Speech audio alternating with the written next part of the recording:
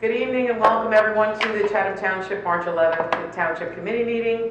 We've already had an executive session this evening and we're going to move into our regular meeting. Apologies for being a few minutes late. We have a full agenda tonight, so if you'll please join me in the flag salute.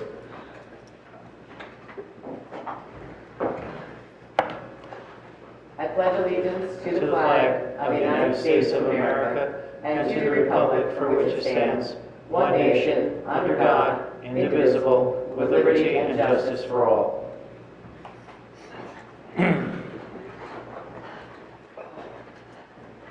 Thank you once again, Greg, for the flag graphic so that you don't see all of our midsections as we stand up. Before we move on to our annual reports, I'd like to have a motion or to approve the agenda. We have an addition? So moved. You know what? We have the one edition of the resolution for the interlocal agreement. We do have a resolution. That resolution will be in the non-consent agenda. It will be number 103, 2021-103, which is going to be Authorizing an interlocal agreement with Denville. authorizing an interlocal agreement for shared services with Denville. And then do we have a second one for appraisals? And then we will be adding on a second. No. That's already on there. Okay. Oh, that's already on there. Okay. That's in Is that the with consent Denville? agenda with Denville. So with that change, do I have a motion to approve the agenda? So moved. So moved. And do I have a second? Second. Second. Thank you.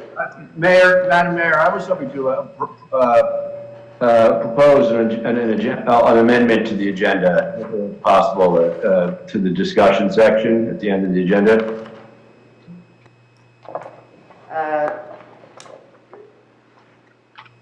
Go ahead. What would you like to propose? I would like to propose that we add as an issue in the discussion session of the agenda, the maintenance of the open space tax at the same level that it was at for 2020.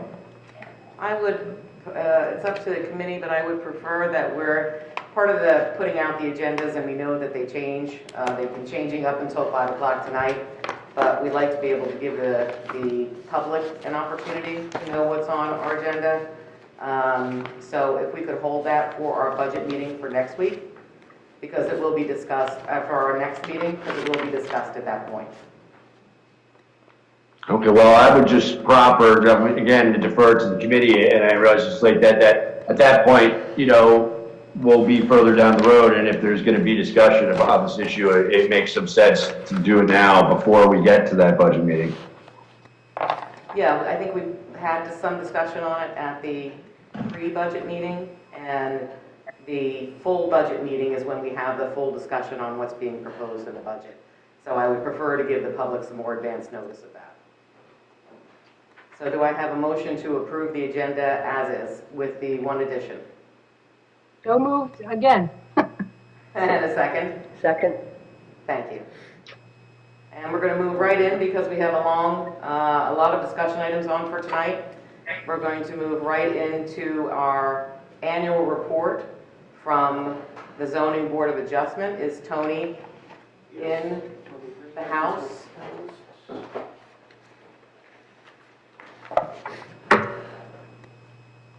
Tony, you're up. If you could unmute and give us your report.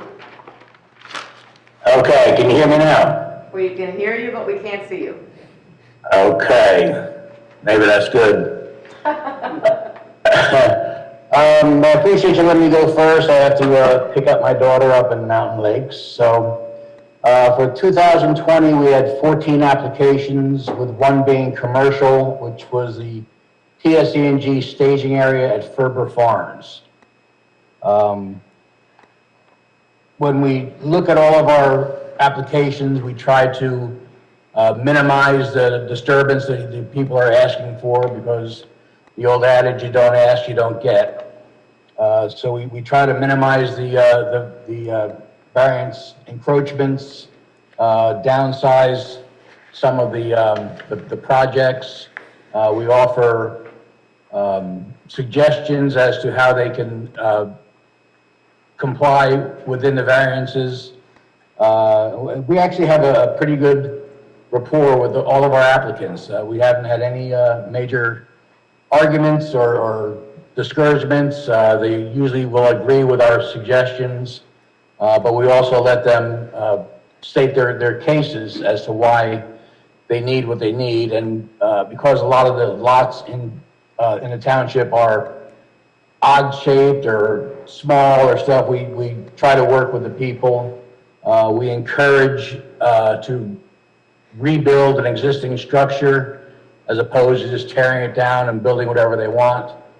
I think most of the builders and architects have come to know what our procedures and goals are. So they actually have come in with a lot more realistic ideas for their projects. We put together a nice sort of to-do or how to get a variance leaflet that we give out with the applications. We've gotten a lot of good feedback on that because people didn't know, the correct processes. And, a variance takes a minimum of 3 months by the time it's accepted as complete. Our first initial visit, then we do our site visit, and then we deliberate. And very few times this year have we had to go more than one deliberation because we explain what our process is in the beginning and suggest that for the next meeting that they have a better idea of what they want to do within the limits, and they will many times come back with, we decided not to have this much space being used, we're going to eliminate this variance, we decided to change this retaining wall, so we don't need that variance. So we work well with the community, and I think they appreciate that, so they can get their processes going. We also try to work with them if there's a problem with a building window, to try to speed the process along so that they don't all of a sudden break ground and now it's 3 feet of snow. So we work with the applicants in that manner. We do site visits once a month. We get a good turnout from our board, and that's a huge help. And we've heard from several engineers and planners about how that is a very good process that really helps the process along. Most of the variances this year were, minor stuff, slope disturbance, minor setback stuff for odd-shaped lots. There's been nothing really major or controversial in the past 12 months. And we have had a lot of turnover this year. We have of course, our new attorney, Scott Carlson, who's been doing an excellent job for us. So we have 2 new members coming aboard, and one of our members, Rick Williams, who's been with us for several years, is moving back to Illinois. So we will need to fill his spot in the next couple of months, I would say. But the people who are on the board, they seem to enjoy it. They feel like they're doing some good for the community. And I'm very proud to be the chairman for 4 or 5 years now, I think. And I think they're all happy with the way I handle the meetings and talk with the applicants. And that's about it. It's a quick summary. Thank you, Tony. Just a question out of interest. What do you see as being the most popular kind of variances that you get? The most common ones are impervious coverage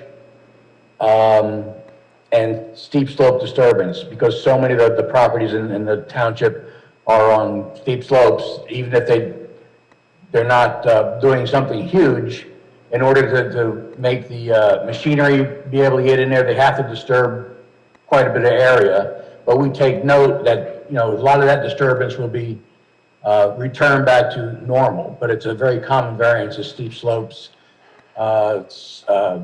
Setbacks is another common one, just mostly for like a C variance is a hardship because the house is too close to the street or set at an angle, or, the property is skewed, they need variances for that. But other than that, there's not been any real major stuff. How are your it's- variances running year over year? We usually get 1 to 2 a month, so it's not overwhelming. Sometimes it's 3, once in a while you get 4, but this past year with a lovely pandemic, it's been slow, but we, do our best to work with everybody. The Zoom meetings have been helpful. It's not been really not been an issue except when we have your meeting and our meeting the same night. That's only happened twice, I think. So we have to hijack someone else's network. Greg can't be everywhere. Right. You mentioned the brochure that you have, and that sounds very helpful. Have we been able to put that brochure online under our zoning page? I believe it is online, but I know Kathleen puts it in the packet when the people apply for variance. Because that would be great for someone to be able to search for and take a look. Yeah, at. I'm almost It's got a lot of positive information it's in on it. the site. All right, we'll double check that. Does anybody else have any questions for Tony?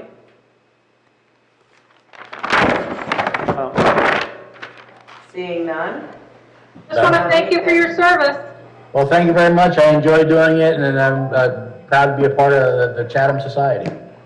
Thank you for, yes, and you have been doing this for several years, Tony. It goes by very quickly, so thank you for all your hard work. It is a service to residents, and they're able to work things out, so thank you very much for doing that. Oh, you're quite welcome. Safe travels picking up your daughter in Mountain Lake. All right. I've done that run many a time. Oh, yeah. So I feel your pain. All right. Thank you, guys. Good night. Have a good night. night. The written report just came through about 7:15. I've emailed that to the committee. Thank you very much, Greg. And now we're going to move on to the second report of the evening, which is the Chatham Joint Recreation Advisory Committee, something near and dear to my heart. So, And we'll welcome Pete McNally. Okay, Peter, you're now a panelist. If you could unmute. Peter, if you're there, I know we see each other far too often, Here we go. but No. there you are. All right, and this is, we're not doing the Sunday fields now? Is that we're No. saving that for? This is just a general report on the state of the Joint Recreation Committee. Okay. Well, the past year, not a lot happened, actually. Well, a lot happened. Unexpectedly, there were a lot more meetings and a lot less sports. As one says that pretty much spring sports never got off the ground. We completed winter sports, but by this time last year, everything was shutting down. However, we were able to get baseball and softball going in midsummer. It was successful by all accounts. It took a lot of planning with Bob Hoffman, Carol Nauta, the entire committee on getting protocols in place. And that was a trial run for the fall when we were able to actually get all of the sports as planned off the ground starting mid-September, with a little bit of a hiccup around the schools reopening in person. All of the fall sports completed their seasons. There were a couple specific teams within soccer that truncated a few meaningless games at the end, just to be safe, but they had the longest season of the fall sports. And then we were forced to delay indoor winter sports for a couple of reasons. One, the NJSIAA delayed their own indoor sports, which was one of the guides we were using.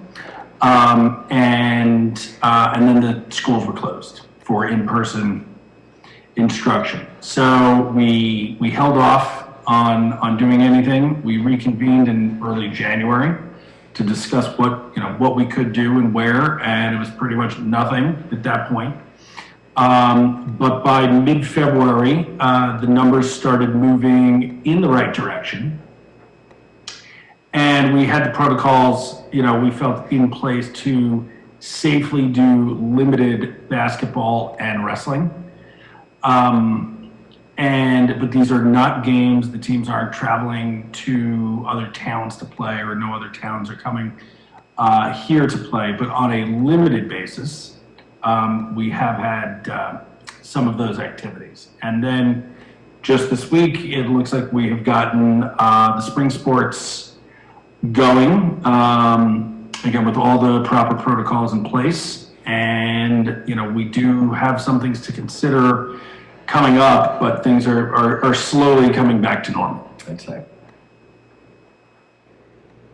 Thank you, Pete. One of the things I will mention is thank you for all of your twisting and turning as we had a rather set schedule of quarterly meetings just amongst the rec committee members, which spiraled out of into meeting whenever there was a new executive order or whenever there was an opportunity to make a change, either a positive or unfortunately a negative change in the way that we were running rec sports. But thank you for all of that time and effort in dealing with all of that. It was a yeoman's job this year for many people. My pleasure, but I would like to point out Bob Hoffman and Carol Nada for their tireless work on this. It wasn't just me, that's for sure. It was the whole committee. Certainly was not. Certainly was not. And also to Mike Fitzpatrick, our health officer, for Yes. jumping on board and giving his guidance as well. One of the things we did change with Joint Rec this year is that we opened up beyond the 7 Joint Rec committee members, and we included members of the clubs, heads of the clubs, so that we could get more feedback from the people who were on the ground running the programs, and I thought that worked out really well, Pete. Yep. Great. Does anybody have any So we're in the opening phase. We're in the getting back to spring sports phase. The snow melted. We have access to the fields, and we're working on a plan to return to outdoor recreation. So Pete, I just wanted to ask, well, first, thank you. You guys, it was a tough year, and, everything you did to get the kids outside and active in their sports was a huge help to, I'm sure, those families and those children. I'm on the planning board, and the planning board had reviewed an open application to extend their hours, and part of that, we wanted to make sure they committed to providing access to our Joint Rec program. And I just want to make sure, are they in the rotation? Are you guys going to be able to make use of that? We haven't discussed that officially just yet. I'm not sure if any of the clubs have made that request that they'd like access to those fields just yet, but we can alert them that it is available. Okay. Thank you. Carol is yeah. aware of it. She's been in contact with them. And Bob just said that she's been in contact with them, so we made Carol aware of it. We don't necessarily, as a group, get involved with any field allocations, so we made Carol aware of it, and we'll give it a try. See if we get some access. Anybody have any questions for Pete on our Joint Rec programs? Okay. If not, I'd like to say something, please.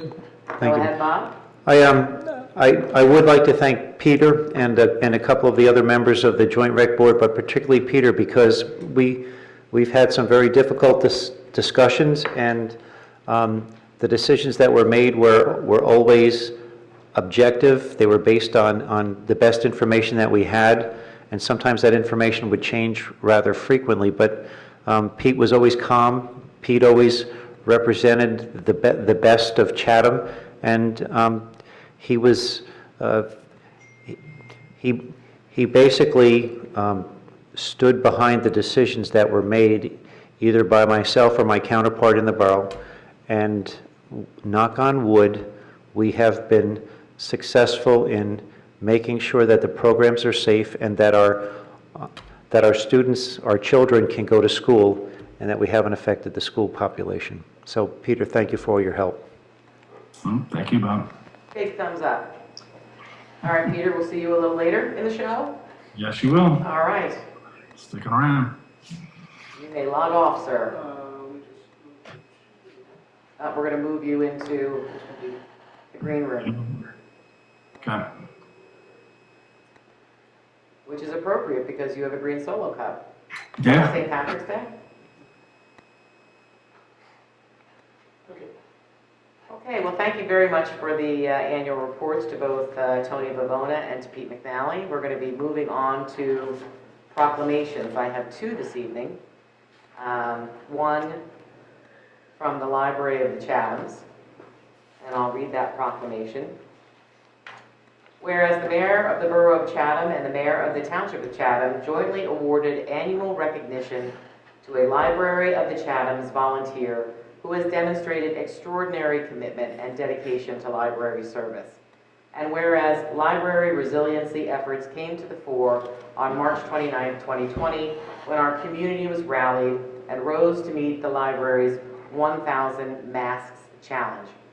And whereas this effort helped protect our frontline workers through volunteers making masks with materials funded by the 2019 Friends book sale, with proceeds delivered to volunteers' homes, and whereas 115 amazing Chatham Borough and Chatham Township residents made more than 5,900 masks, which were sanitized by the Chatham Emergency Squad and distributed to first responders in Chatham Borough and Chatham Township, Morristown Medical Center, Overlook Medical Center, RWJ Barnabas Children's Hospital, RWJ Barnabas Health, Children's Hospital of New Jersey at Newark Beth Israel, and elsewhere as needed. Whereas the leaders of the 1,000 Masks Challenge gave residents a way to help during a time where people were feeling the need to contribute in some way, other than passively staying at home, and helped restore a sense of normalcy during a time of community upheaval. Therefore, the mayors of Chatham, the Borough of Chatham, and the Township of Chatham are pleased to name the following 18 individuals as the Mayor's Library Volunteer of the Year awardees for the Library of the Chathams in 2020. Under the category of kit preparation volunteers, we would like to extend our sincere thanks to Susan Taffeberry, Debbie Fabian, Maureen Kelly, Marla Osinski, Alexandra Falcone, and Fernando Falcone. Under the category of delivery volunteers, we'd like to extend our sincere thanks to Phyllis Stevens, Betsy Maltby, Cynthia Merwin, and Susan Hogue. And under the category of mask-making superstars, we'd like to extend our sincere thanks to June Kwan, Peggy for 500 masks, Peggy Melvin for 500 masks, Elizabeth Stewart, 226, Alexandra Falcone, 208, Marla Osinski, 170, Maria Brunetta, 146, Sandra, I hope I'm pronouncing this right, Hayway at 144, Nancy Foxon at 120, and Virginie Aris at 120. And they gave a shout out and an honorable mention to all of the members of the Chatham Emergency Squad. So thank you very much to all of the mask makers, for the Library of the Chathams, for putting this event, this effort forth in the community, and to all of the awardees this year, thank you. Mayor, Library Director Karen Bronski is with us. Oh, Karen's with us. Karen, come on in. Hello. Karen, we can't see you. I don't have the ability to. I can change that. She's coming in as panelist now. Okay, now you should be able to do video, Karen.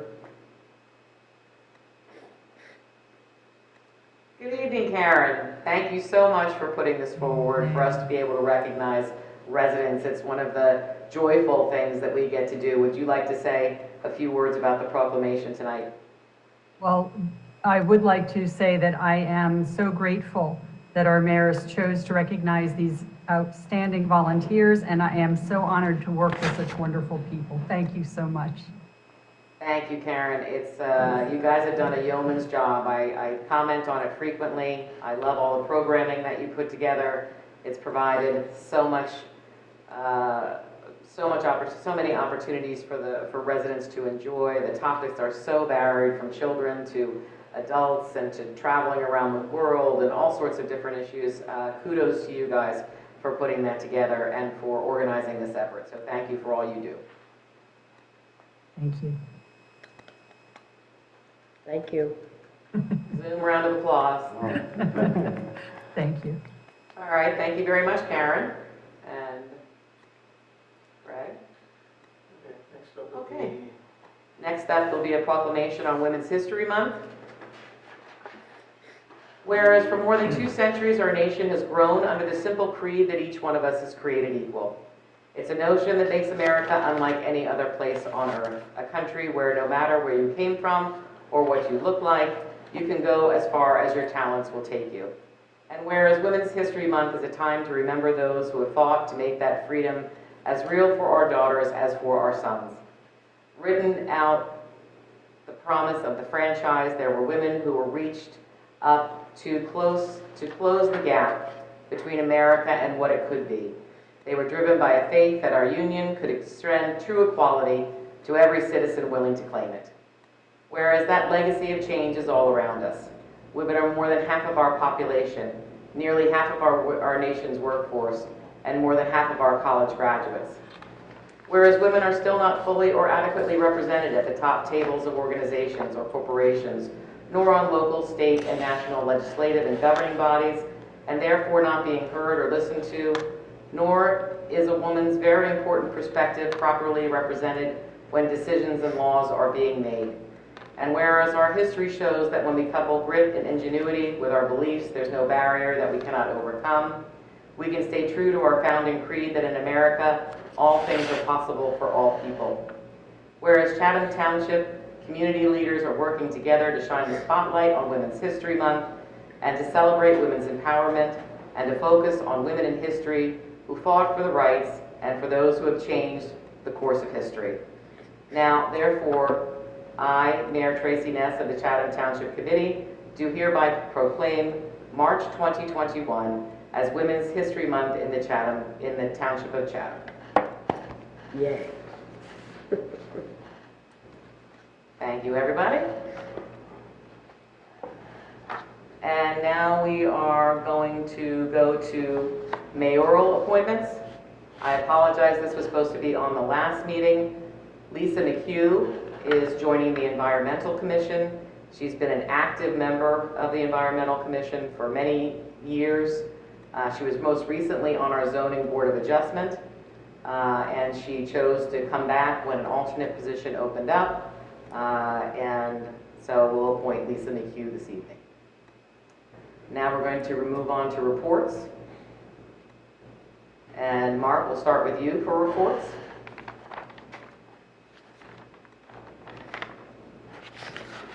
Sorry about that. It was on mute.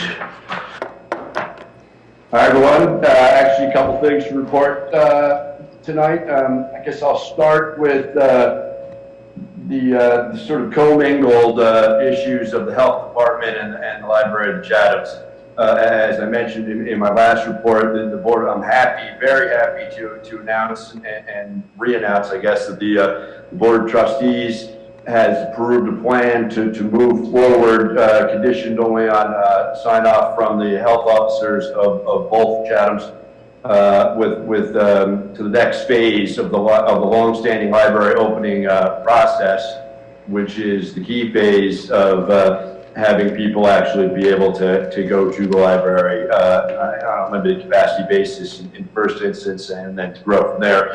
And all things seem to be moving ahead, and we can all look forward to, in first instance, making our reservations online, but being able to actually visit the library starting March 16th, which is good news, and pending the final approval, which is going to take place at a special meeting next week, absent some sort of bizarre, unforeseen circumstance.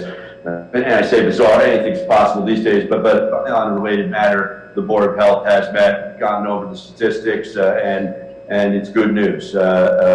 Generally speaking, cases are going down, vaccinations are going up, and Morris County has the second highest rate of vaccinated people per capita in all of New Jersey, and things are progressing nicely on that front.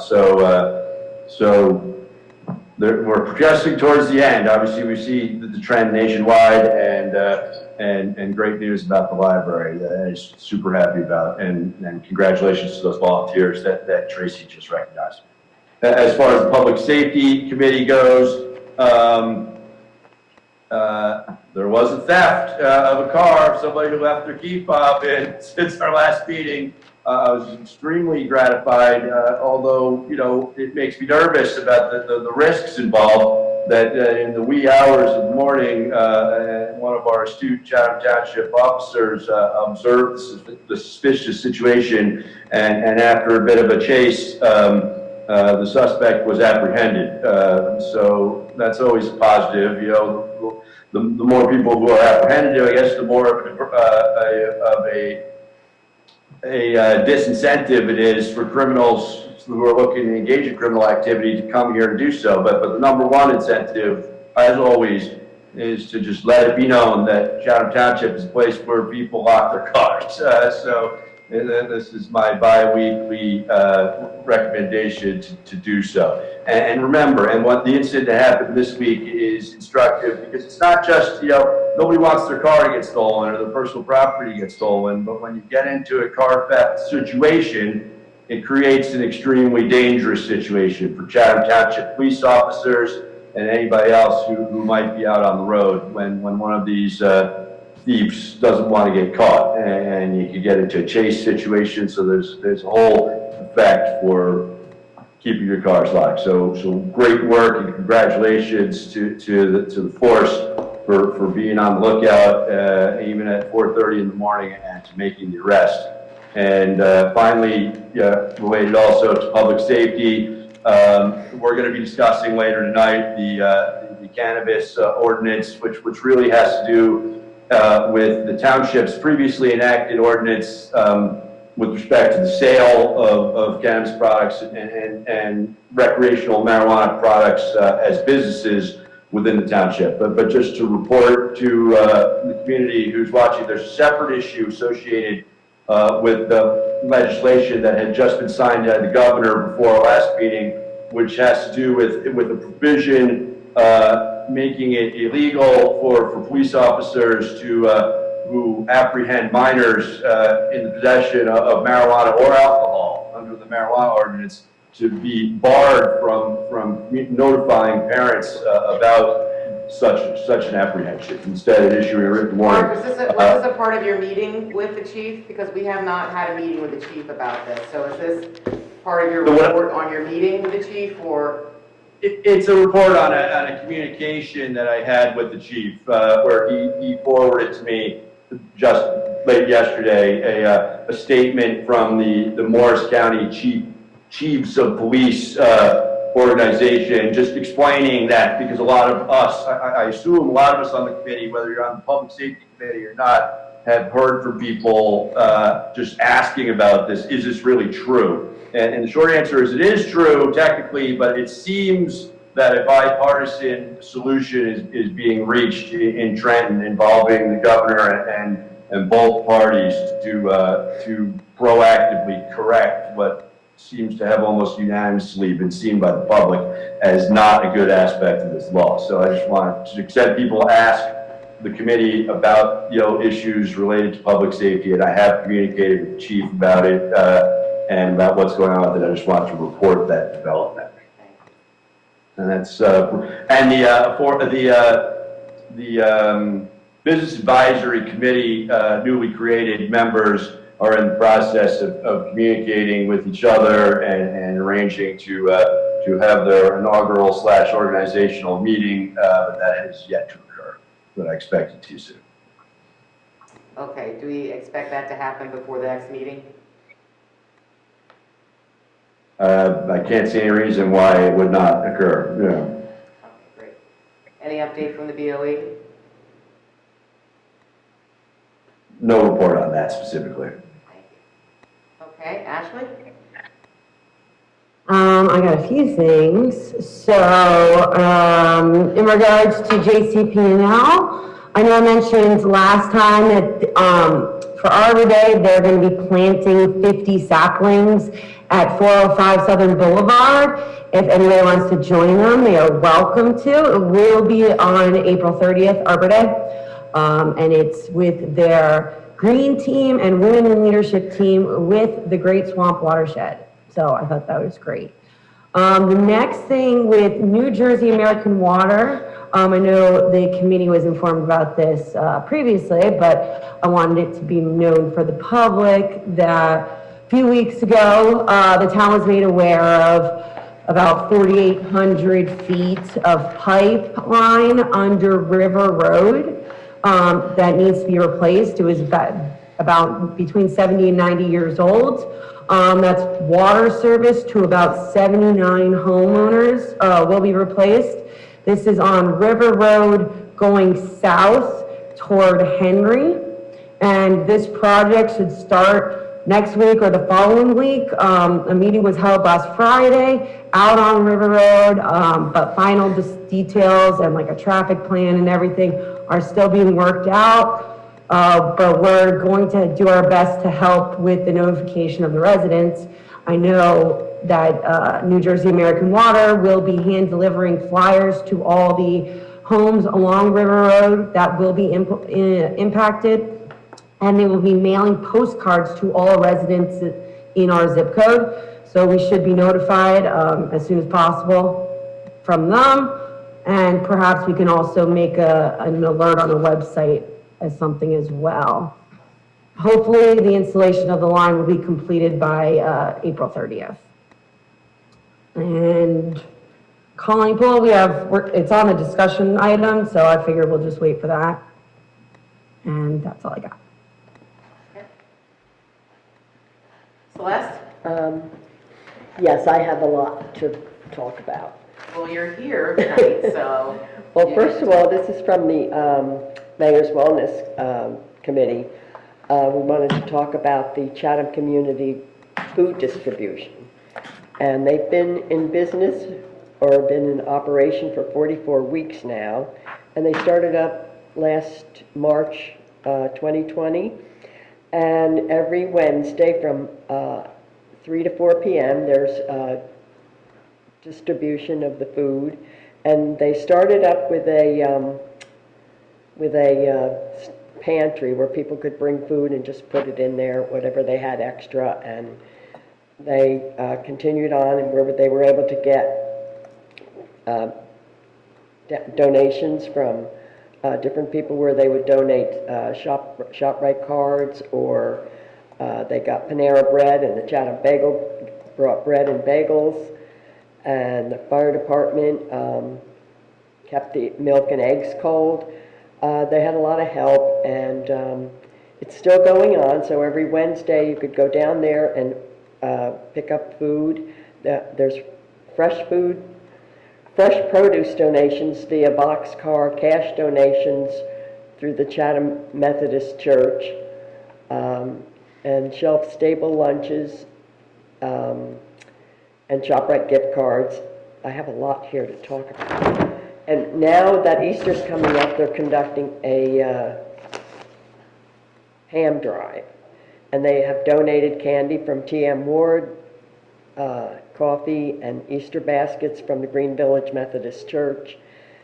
And they are asking for people to shop small, like me, get a gift card from one of the local businesses to give to the people that could use them. So I'm going to finish with that because this is hard to do. Now the other one I have is from the Chatham Township Historical Society. And their next presentation is the New Jersey Women in World War II. And it's a virtual presentation by Patricia Chapin. And that's Sunday, March 21st at 2 p.m. via Zoom. She will share stories of the women who served in many different capacities in the armed forces and as civilians. Another program coming up will be the Passaic River Mills of Chatham, and that's on Sunday, April 18th at 2 p.m. via Zoom. And these, and then I have one more here. There's a program also coming up on March 14th talking about the historical prejudice in our communities, creating a better future by understanding the past. Now that's Sunday, March 14th at 2 p.m. And there will be a panel discussion about the importance of understanding historical prejudices in one community, including racism, anti-Semitism, and anti-immigration. I don't even know what that is.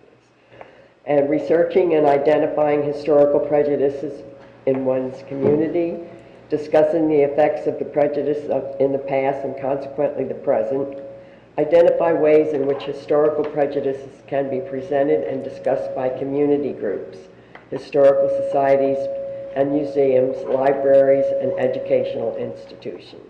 Now these all can be, the links can all be found on the Chatham Historical Society webpage, and you'll find a phone number there that you could call to get a link sent to you. So that's that for the Historical Society. Now I have the Chatham Township Environmental Commission, and they have a lot going on too. So on March 22nd, there will be a Black Gold, which is composting simplified with Master Gardener Cheryl Wilczek, and that's hosted by both Chatham's and Madison's Environmental Commissions. And this Master Gardener talk will outline what compost is, its benefits, and how to start and build a compost bin, materials to avoid in your compost pile, and tips for success. You can find information about this on the environmental web page.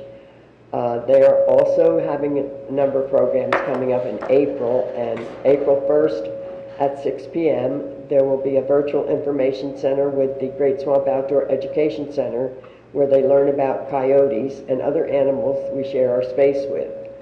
That will also be on the Facebook page and the website. It's hosted by the Library of the Chathams. On April 15th, gardening, Paradise for Pollinators with Master Gardener Gail D. Domenico, hosted by both the Chathams and Madison Environmental Commissions. And you can see that either on a web page or a Facebook page. On April 17th, there will be a town-wide garage sale. Madison and Chatham are going to go green by inviting residents to host yard sales on the same day. Details to be posted to the Facebook page and the Environmental Commission site.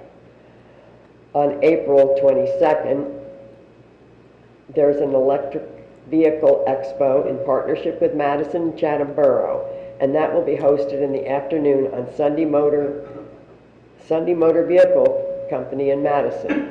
And you can learn about electric and hybrid vehicles, and the local car dealerships will bring their cars for the public to view.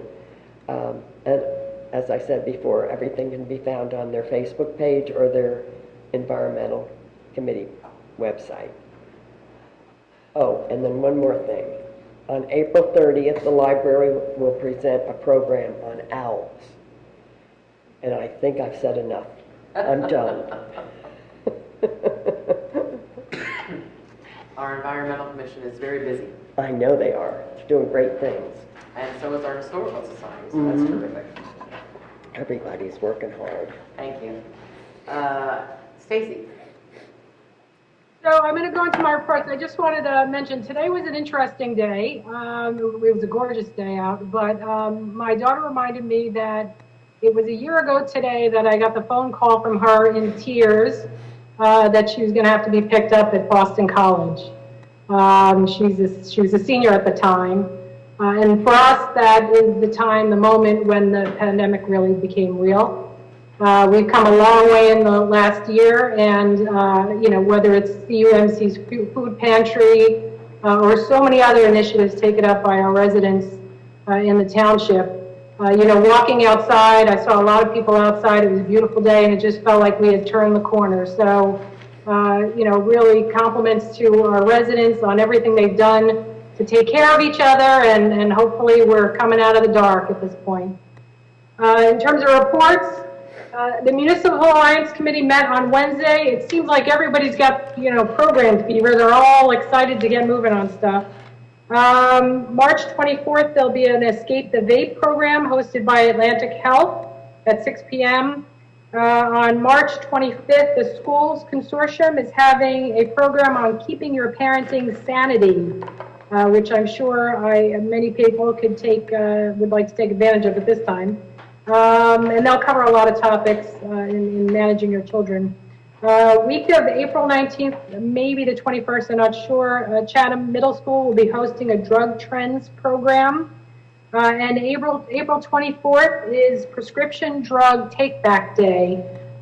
Usually the police departments in the borough and the township are posted outside of the CVS's in each town, and they can take back your prescription drugs so they're not lying around. Well, first of all, so they're disposed of properly and not contaminating our, groundwater, but also so they're not available for misuse. The Affordable Housing Advisory Committee had their first meeting on March 3rd, and that went really well. Everybody is enthusiastic. Everybody's eager to get to work. They had already started some work behind the scenes. We elected a chair, a vice chair, and a secretary. We talked a lot about the structure, voting, communication, public input. The members are committed to serving as liaisons in their respective districts. And we talked about other opportunities to involve the public. The chair and Mike Oyen worked on a framework and some goals and some kind of subcommittee structures, because there's just so much to get done, as we all know. So a really great meeting. We will be meeting the first Wednesday of each month. And our next, area of focus is to bring in some of the experts who have been doing this for a long time to kind of, so we can get the groundwork and find out.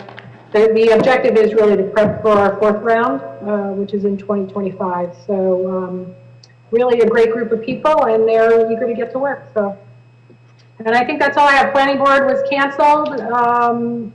So that there's no update there. And the Madison Chatham Coalition is meeting next week. Terrific. Thank you very much. I'm glad that the Affordable Housing Committee is off and running. I know you've been spending a great deal of time on that with everybody wanting to get started. So thanks for moving that forward. I'm going to go ahead and give my mayor's message, and then I'm going to reach out to the rest of the committee and professionals to see if they have the rest of our professionals and our administrator. And I'm going to echo some of the comments that Stacy made. I was very glad today that it was 71 degrees, that we're springing forward this weekend, so it'll be light later. And the feeling that I had, as well as you had articulated, Stacy, that better days are ahead of us. It's hard to believe that 1 year ago, this was our last week of normal and nobody knew it. I too got the calls about picking up my son at Loyola, which was shutting down at noon on Friday, with very little notice, picking up my son at Lafayette this weekend. Everybody thought they were going back over after Easter. I was smart enough that between Friday and when I picked up Ryan on Sunday, things had changed so dramatically that Colin came home with a suitcase of dirty clothes. Ryan, I cleaned out his entire room and knew at that point that they probably weren't going back. So things changed very quickly and very dramatically, and it gave us all challenges and different perspectives. It takes a community to keep us all going. I think we hear that in all of our meetings with all of the people that are helping with the food pantry, which is seeing 70, 80, 90 families coming and accessing for food distributions, whether it's the Mask Challenge or any of our residents who have participated with FLAG or any of the other groups, Keep Chatham Thriving. it's really taken our community to keep things going. As vaccines increase and spring approaches, hope abounds that normal will return in some way. We look forward to getting together with friends and family, graduations, garden tours, grandchildren, cheering on the Cougars and being out on the field and coming together again with community functions. Pardon me. So this is the kind of bummer part of the message, which is the virus is still in our community. We actually had a new high in active cases, so our cases are not going down. We've had 32 new cases since our last meeting on February 26th, which was up from 17 when I last reported at this meeting. It brings our running active cases to 36 in the township, which is really the highest that it's been. This number reflects ongoing positive cases within the 14-day infection timeline. And what I'm hoping is this is the storm before the calm. That we're still shaking out some of the cases that are happening with kids having gone back to college or maybe having to come back home. But that's a lot of cases to have 32 new cases in the 2 weeks since our last meeting. So I'm hopeful. I feel the sun, the spring, that we're turning the corner, but we still have to be mindful, be vigilant about wearing masks, washing hands, social distancing. I know that that's the mantra, much like it is take your key fob inside, but we can do this. So things are possible. It's moving in the right direction. Under good things, the American Recovery Act passed that will bring funding to the county and to municipalities and schools. With the current formula, the township has the possibility of receiving more than $950,000. Which we were not included in any of the previous rounds of funding. And that can be used to pay COVID-related expenses, cover lost revenues due to the pandemic, to maintain critical services, invest in water, sewer, and broadband infrastructure, among others. So we'll find out exactly how we can potentially use that money. The county could receive as much as $95 million, which will be of significant help to counteract all of the services that they have been providing and help to small businesses going forward. So it's pretty significant. I don't know what the number is for our schools, but certainly the expenses that they have had to put out to keep our schools running with PPE and plexiglass and all of those other things, this will be a tremendous help. We received additional grant money for engineering of sidewalks on Shunpike and Spring Street, which I think, Bob, you'll talk about. Also, as part of our COVID grants that we expect reimbursement for, our new phone system is up and running. Bob no longer shows up as the Chatham Township Police each time he calls me, which is nice. It's going to provide significantly more reliability and provide better service at less cost, which has also been kind of our mantra going forward. We're working tonight on our new 10-year capital plan and our annual goals and objectives.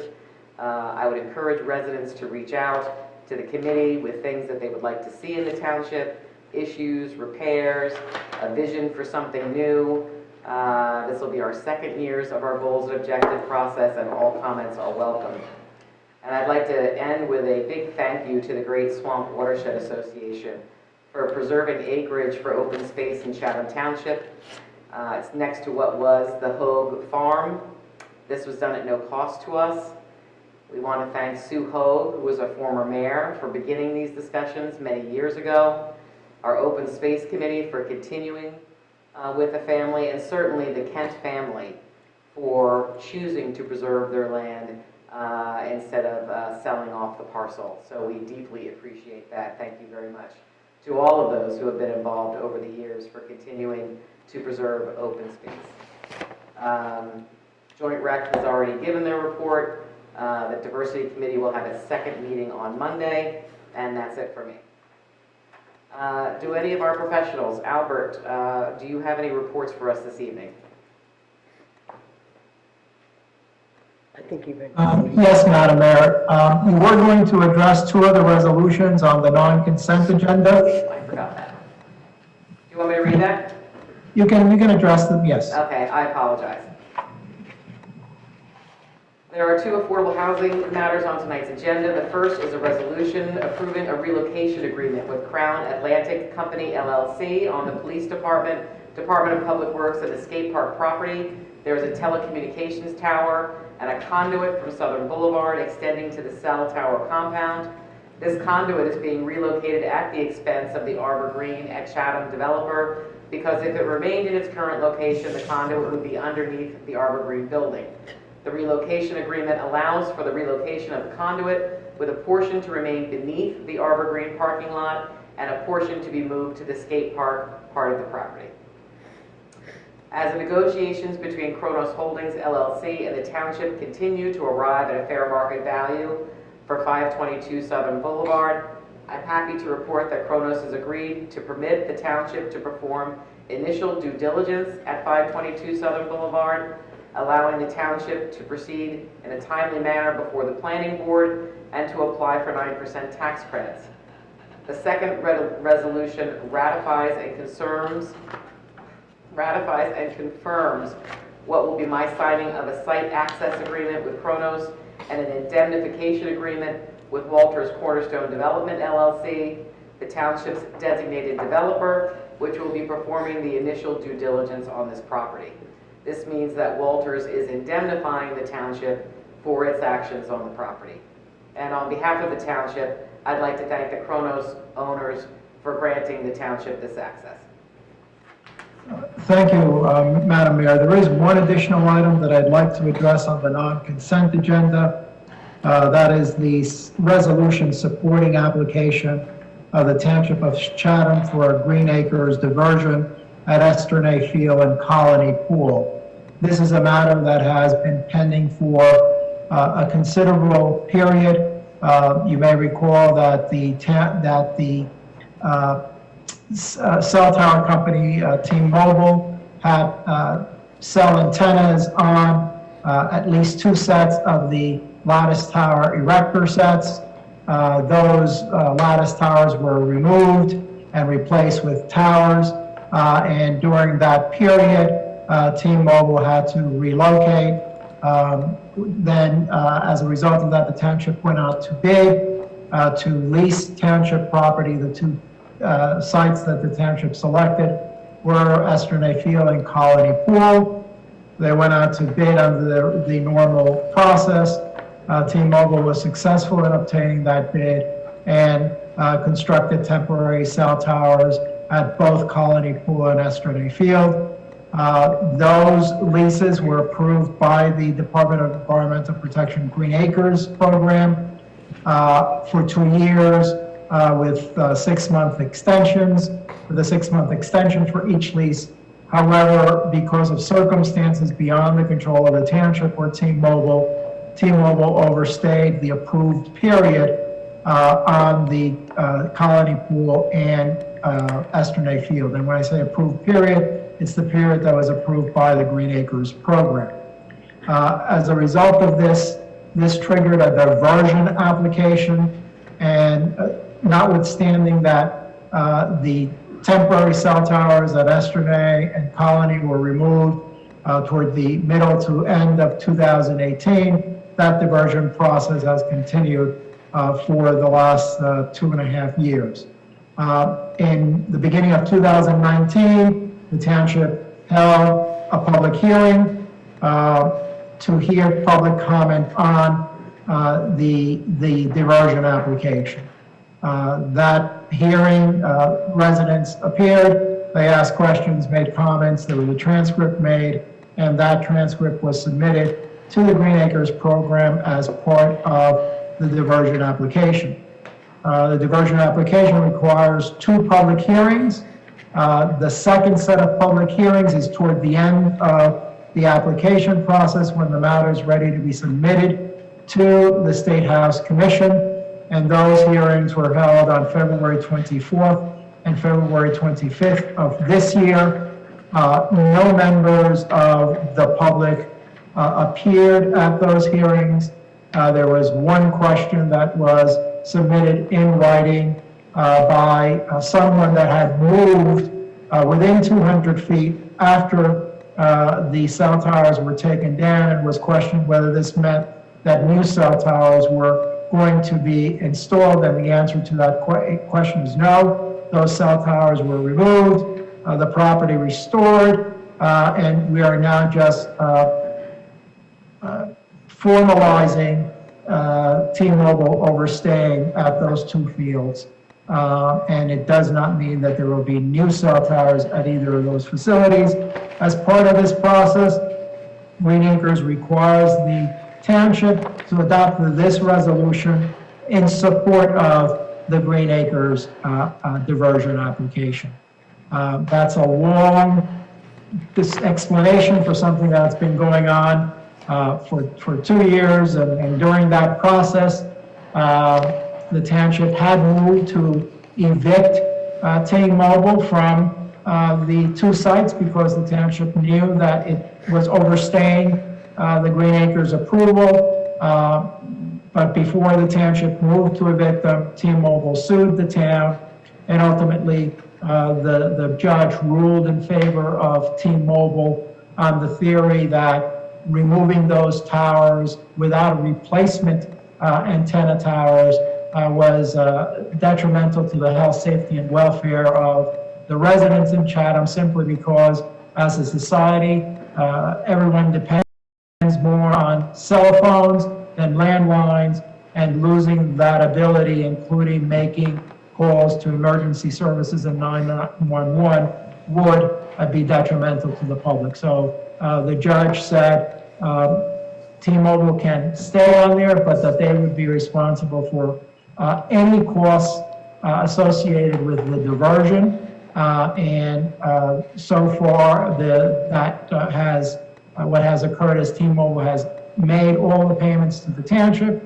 It made the rent payments that were due. It made a payment for replacement property, and has paid all the costs associated with going through this diversion process. So I recommend to the township to adopt this resolution in order to bring this process to a conclusion. There's still another hearing at the State House Commission, which will be in several months, but we're very close to the end of a long process.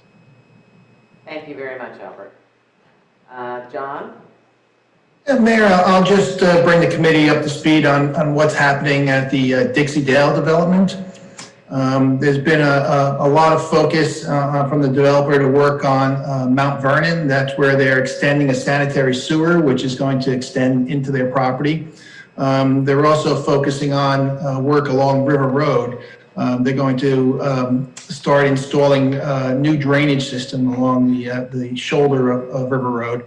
And they're basically working from the lowest point up. Basically, the construction of the detention basins are critical because the detention basins are not only for the future development to mitigate stormwater coming off of the property, but they're also, during construction, they're sedimentation basins. And so they function as a treatment of any muddy water that comes off the site, and sedimentation occurs. So it's critical that they get those structures in first before they start doing any major earthwork on the property itself. And with those detention basins, they need outfall structures. They need to go somewhere, and that's what the drainage is on River Road is. So they need to work from the bottom up, and so that's why there's a lot of activities on Mount Vernon and on River Road, just so that they can build that infrastructure at the low point, and then they're going to start working towards the property. They have cleared a substantial amount of the property, and they are addressing some issues of just the demolition and such, but their main focus is going to be on River Road in the near future, and that's probably going to go for at least a few more weeks, in that area before they're off the road, before they're into their property and start, working at that point. Toll Brothers has been very responsive. I have to say that when concerns or other issues come up, they do respond quickly and reach out to their subs and try to resolve issues quickly. So that's a good note to say regarding the responsiveness of the developer. There was recently a resident that asked me if I could get permission for them to come on site to remove some of the daffodils, because there's a large field of daffodils. And I actually spoke to Toll Brothers, and they are allowing that resident to come on to dig up the daffodils so they can plant that in the Chatham Glen development. So they are trying to be a good neighbor, and they are working. Unfortunately, with any construction, there is a lot of disruption. It is, it is frankly a shock to a lot of people when they see the amount of activity going on, but it is part of the development, and hopefully they move onto the site off of a road so there's less off-site impacts and impacts to the neighborhoods. So hopefully that occurs quickly. So that's just a general summary of what's happening on Dixie Dale. Before you move off Dixie Dale, we have had residents send in notes, and they were concerned about the number of trees that were being cleared. And you gave a very good response to one of the residents, specifically concerning an old growth magnolia tree. Can you just kind of let residents know what's happening with regard to... There's extensive construction controls on the development, and basically a licensed land surveyor actually identified exactly the approved limited disturbance that was for the development. So to make sure that they're not going beyond what's approved to be disturbed, what's approved to be disturbed. So, there is oversight being done. There's proper construction controls. So unfortunately, there is a lot of trees being removed. That certainly is part of the development, but you can also appreciate that there is a substantial amount of open space that's being dedicated with this development. So there is a substantial open space being preserved. And they do have an extensive landscaping plan. That was part of the planning board process of getting so they do have to do extensive tree replacements and such as part of this project. So, but unfortunately, like in any construction project, there's going to be a lot of activity until they get that point where things will start to be stabilized, where they can actually start doing replacements and such. Thank you, John.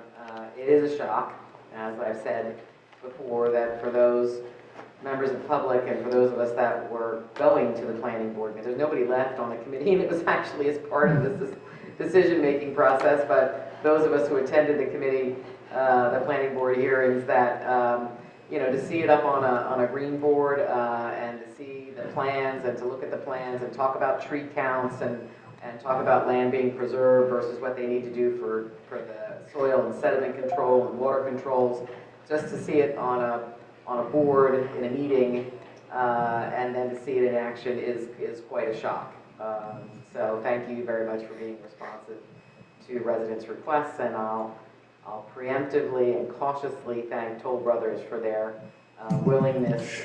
It's early in the development. It's early in the process, but I will thank them Yes. for working cooperatively with us. So thank you for that. Do you have anything else, John? I would note that I did get the Dixie Dale, the approved plans are on our website now. If you go under planning, you can actually review the approved construction plan. So if you have any specific concerns or issues, I can defer people to see the plans if they have anything they want to discuss. So just note that. But that's all, Mayor. That's all I wanted to bring up. John, could you also touch base? So Committeewoman Felice had mentioned on the southern end of River Road that the NJAWC pipe was going to go in, and that I understand is through April 30th. And then the Passaic River Bridge work is anticipated to begin in May, because that's a lot of stuff going on River Road. I just want residents to be aware of kind of the timeline. Yeah, oh, absolutely. It's, River Road, there is the American Water, they're going to be installing a 12-inch diameter water main on the project. They're not going to close the road down entirely, so there will be at least one lane open, and they'll be directed with police. And I think the most impact will likely be in the mornings, because the afternoon, they typically get off the roads by 4, so it should be less of an impact in the afternoon. But with water main pipe, they do generally move fast because the depth of the pipe is shallow. And they certainly have a system. They laid thousands of feet of pipe. They're contractors, so they know what they're doing. They move quickly. There should be no interruption between the two projects. The water main is on an expedited schedule to be installed and be completed. So, but we'll certainly be watchful of that to make sure that there are no impacts associated. And if there are, we make sure that they're minimized to the max extent possible. How they coordinate with one another. Thank you, Stacy, for bringing that up, because that jogged my memory on some conversations with residents of the condo associations that were concerned about some of the traffic that was being diverted, construction traffic and regular traffic as a result of the work on River Road. I did reach out to the chief, who said if there's any concerns about speeding or inappropriate behavior, vehicular behavior on any of those streets, to please reach out to the police at their non-emergency number and report that. And they're happy to take those concerns and happy to come out and take a look. So for those of you who have reached out with concerns about traffic flow in that area as they're diverting off of River Road as this work is going on, the chief has asked you to reach out to the police department directly. There's certainly a very nice light at the end of the tunnel, because after the project is done, the water company is going to pave the entire road curb to curb. So in the end, we're going to get a new paved road. So after the project is done, we'll fully appreciate it's gone, it's done, and we get a new road. Okay, I'm gonna hold you to that, John. Absolutely. Greg, do you have any reports? Luckily, I do not have any report. Well, then I'm going to thank you once again. We had another wedding here at the township. Not this past Monday, but last Monday night. Greg and I are now going into business as a new wedding service, because we do it very well together. It's very enjoyable. Our best wishes to the couple. Anyone who wishes to get married, come on down. We've got it down packed. So Greg, thank you for staying, or actually coming in on a Monday night to help with that process. What does Greg do? Greg I does issue all. license. What? I issue marriage licenses. Oh, I see. It's a multi-paper process we all have to sign off on, and it's, and he's the videographer. So, that was very good. So, Not Bob. nearly as good as Alex. Not as good as Alex, but Bob. Thank you, Madam Mayor. That just brings back a memory. After when I was married, my brother, the best man, signed in the wrong place, and we got married in the Bronx, so we had to go chasing all over the Bronx to 3 different locations to get the correct marriage license or get it reissued. It's no joke. It's triplicate paperwork, and it's a lot. Yeah. And segueing from that, I'd like to talk about the DPW, because the DPW is in the process of constructing a second ramp down at our recycling center, so that this will speed up the ability of our residents to walk up and to dump their recycling into the containers. So this should be ready by Saturday, April 3rd, so we will have 2 sets of ramps, and it will help with traffic control, with social distancing, and it's just something that will help us improve our recycling ability. And this is also something that's being done in-house. So this is just one more example of being able to take care of our municipal resources, and then looking and seeing what improvements we can make to improve the service that we provide to our residents. So kudos to our DPW for doing that. As you had mentioned earlier, there's a resolution on the agenda, 2021-097, and that's a resolution to authorize the final design for the Safe Routes to Schools sidewalk on the south side of Shunpike Road between Falmouth and Pine. And this final design is 100% grant funded by the state DOT, and the resolution would be to approve the final design and then to authorize the acceptance of the grant funding from the DOT. We just heard from our engineer about several different projects, and one of the things that he didn't mention is that the information for this particular redesign came in at the end of December, so he and his team have been methodically going through reams of paper to make sure that this new version of our final design meets our criteria and is something that can go out to bid and would be approved. So this has been a time-intensive process, but it's something that we're looking forward to finding light at the end of the tunnel. So thank you to our township engineer for helping with that project. Committeewoman Felice talked about the River Road waterline replacement, and then our engineer also gave some additional information on that. So this is a project to replace 90-year-old pipe and 70-year-old pipe. The project is, the New Jersey American Water is going to replace 4,860 feet of pipe. Then they're going to reconnect, as Committeewoman Felice said, 79 houses to the new water service. So 79 houses will get new water service. The new water line is going to be a 12-inch line. The old water line is an 8-inch line. So now we're going to have an increase in capacity of approximately 50%, so that there'll be adequate. We will be able to meet future needs of the township. So that's something that's important to note. The project still has to have a traffic control plan that's finalized and approved by the police.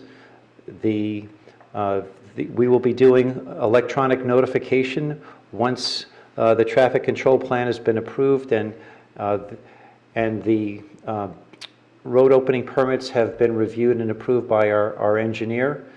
The road is also going to be swept on a daily basis with a street sweeper in the areas that they're working on. Right now, there's 5 active leaks on River Road. As you head south, you can see some of them on the west side of the road as you're heading south. Flyers are going to be hand delivered to the residents that are going to be directly impacted, and then there's supposed to be a postcard that's going to be notified, that will be sent out to all of the residents in the area and possibly in the township. They use the term in the zip code.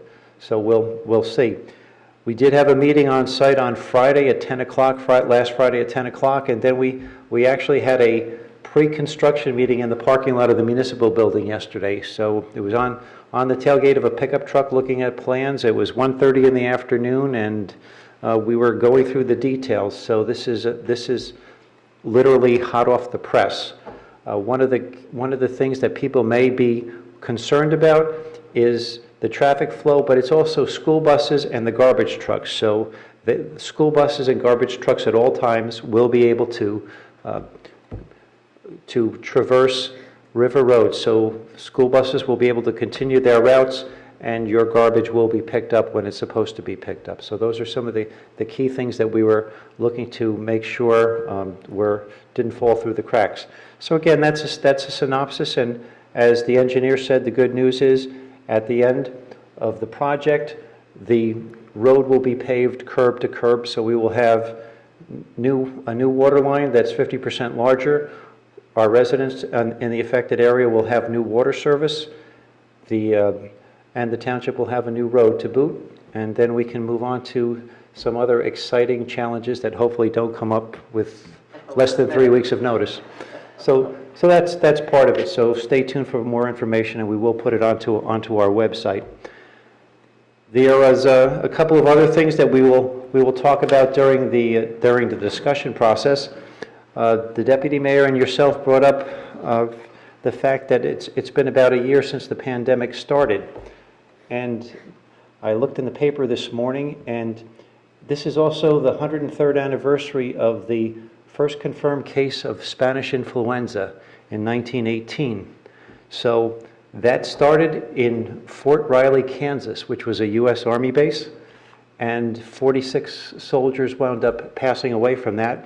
But the Spanish flu, or the pandemic then, took approximately 20 million lives, or claimed 20 million lives. And now 103 years later, we are looking at a second pandemic, and we are fighting the good fight, and we are doing what we can to make sure that we all stay safe. So why am I bringing this up? Besides being a historical, I like history. But the other thing is I realized My grandfather Hoffman was in the U.S. Army in 1918, and he was stationed at Fort Riley, Kansas. So 103 years ago, he was at Fort Riley, Kansas when this happened. And I remember the stories that he told us about how one day, everybody in the mess hall was there. The next day, there was less people in the mess hall, and then the hospital started to get filled up. And in a perverse way, his regiment was decimated by the Spanish flu, so they could not go overseas. So who knows? Maybe I'm here because of the Spanish flu. But anyway, that's the link. And then my oldest son went to Rice University, so we're partial to owls. And that's how I'll end my report. Thank you. How can you not love owls? I mean, I know. they're fantastic. Rice owls, that's the mascot. Well, we're leopards, so we love leopards too. Okay. And go Pards, because Greg is a graduate of Lafayette as well. Okay, we are at the first hearing of citizens. Thank you all for your reports. This is an opportunity for any member of the public to be heard about issues which are not topic for scheduled for public hearings tonight.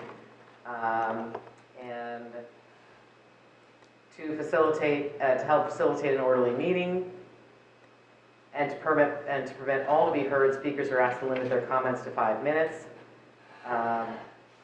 Because of the public health emergency declared by the governor's executive orders, this meeting is being held as a virtual meeting. If you're watching via cable TV on Comcast Channel 29 or FiOS Channel 26, you can participate in the public comment session at this meeting by dialing any of the phone numbers which are listed on the agenda and will be shown on your TV screen. Then dial *9 to raise your hand. If you are watching via Zoom, you may speak during any of the public comment sessions by following the Zoom instructions to raise your hand. When you raise your hand and are recognized, please say your name, spell your last name, and give the name of your street. You don't have to give the street number. All public comments, as I said, will be limited to 5 minutes, and rather than use any of your time answering questions, we'll wait until you finish speaking before responding. We have 2 public comment sessions. This is the first.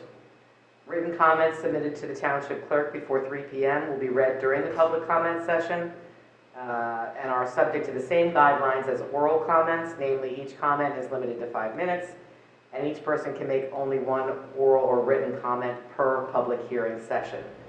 Duplicative written comments may be summarized rather than read in full according to the guidelines issued by the New Jersey Division of Local Government Services. Greg, have we received any written communication? We have not. Thank you very much.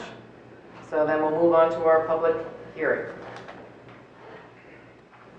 Do we have anybody waiting in the green room?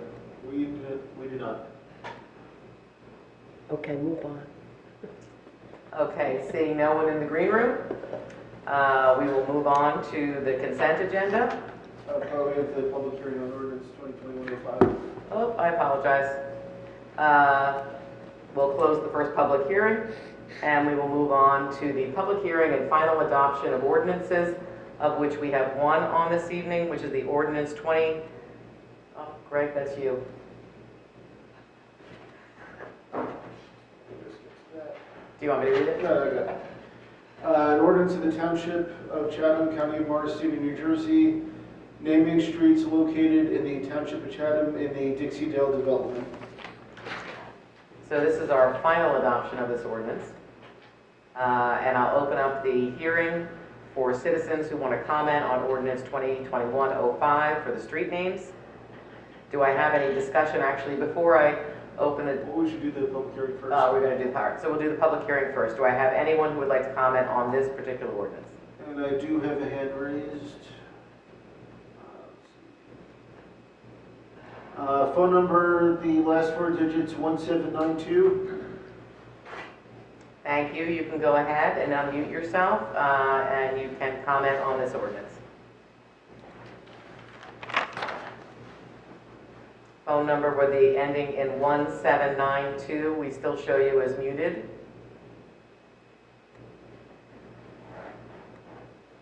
Do we have to unmute them on our end? No, they have to unmute themselves. So 1792, you need to unmute yourself.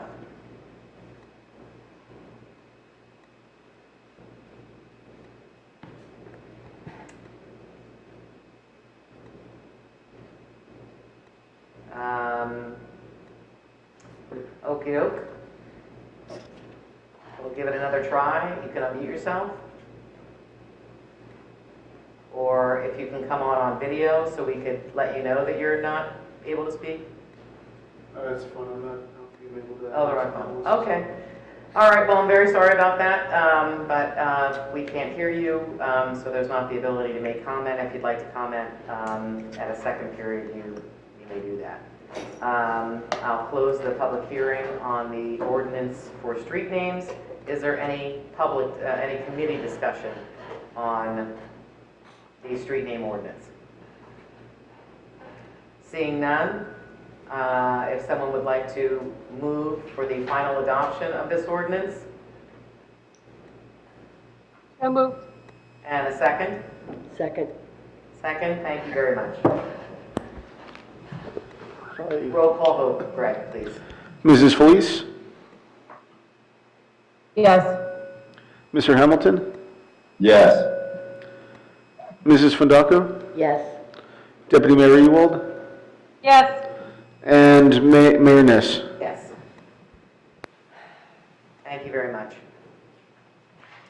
We now have the consent agenda. Do I have a motion to approve the consent agenda as presented? So moved. So moved. So moved, and a second? Stacy will do the second. Second, yeah. Second, thank you. Greg, could you please read the consent agenda?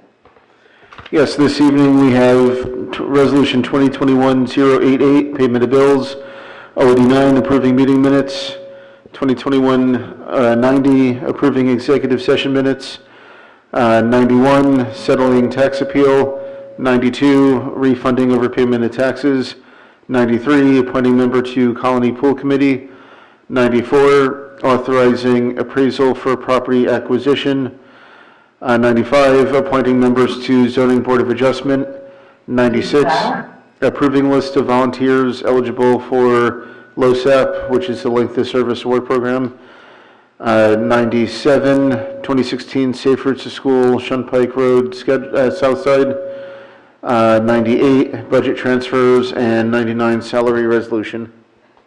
Thank you. Is there any committee discussion on the consent agenda? Okay, seeing none, I'd like a motion to approve. Which we have. We have, we already, Yep. sorry. I would just need the And a roll call. vote. Mrs. Felice? Here. Yes. Mr. Hamilton? Yes. Mrs. Fundaco? Yes. Deputy Mayor Ewald? Yes. And Mayor Ness? Yes. Motion passes.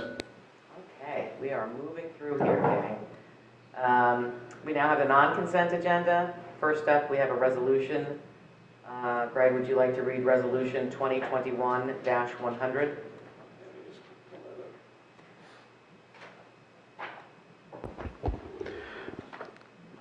Activate my camera. All right, while you're doing that, I'm just Okay, going we to have- say the long discussion that Albert had about what this was with the diversion.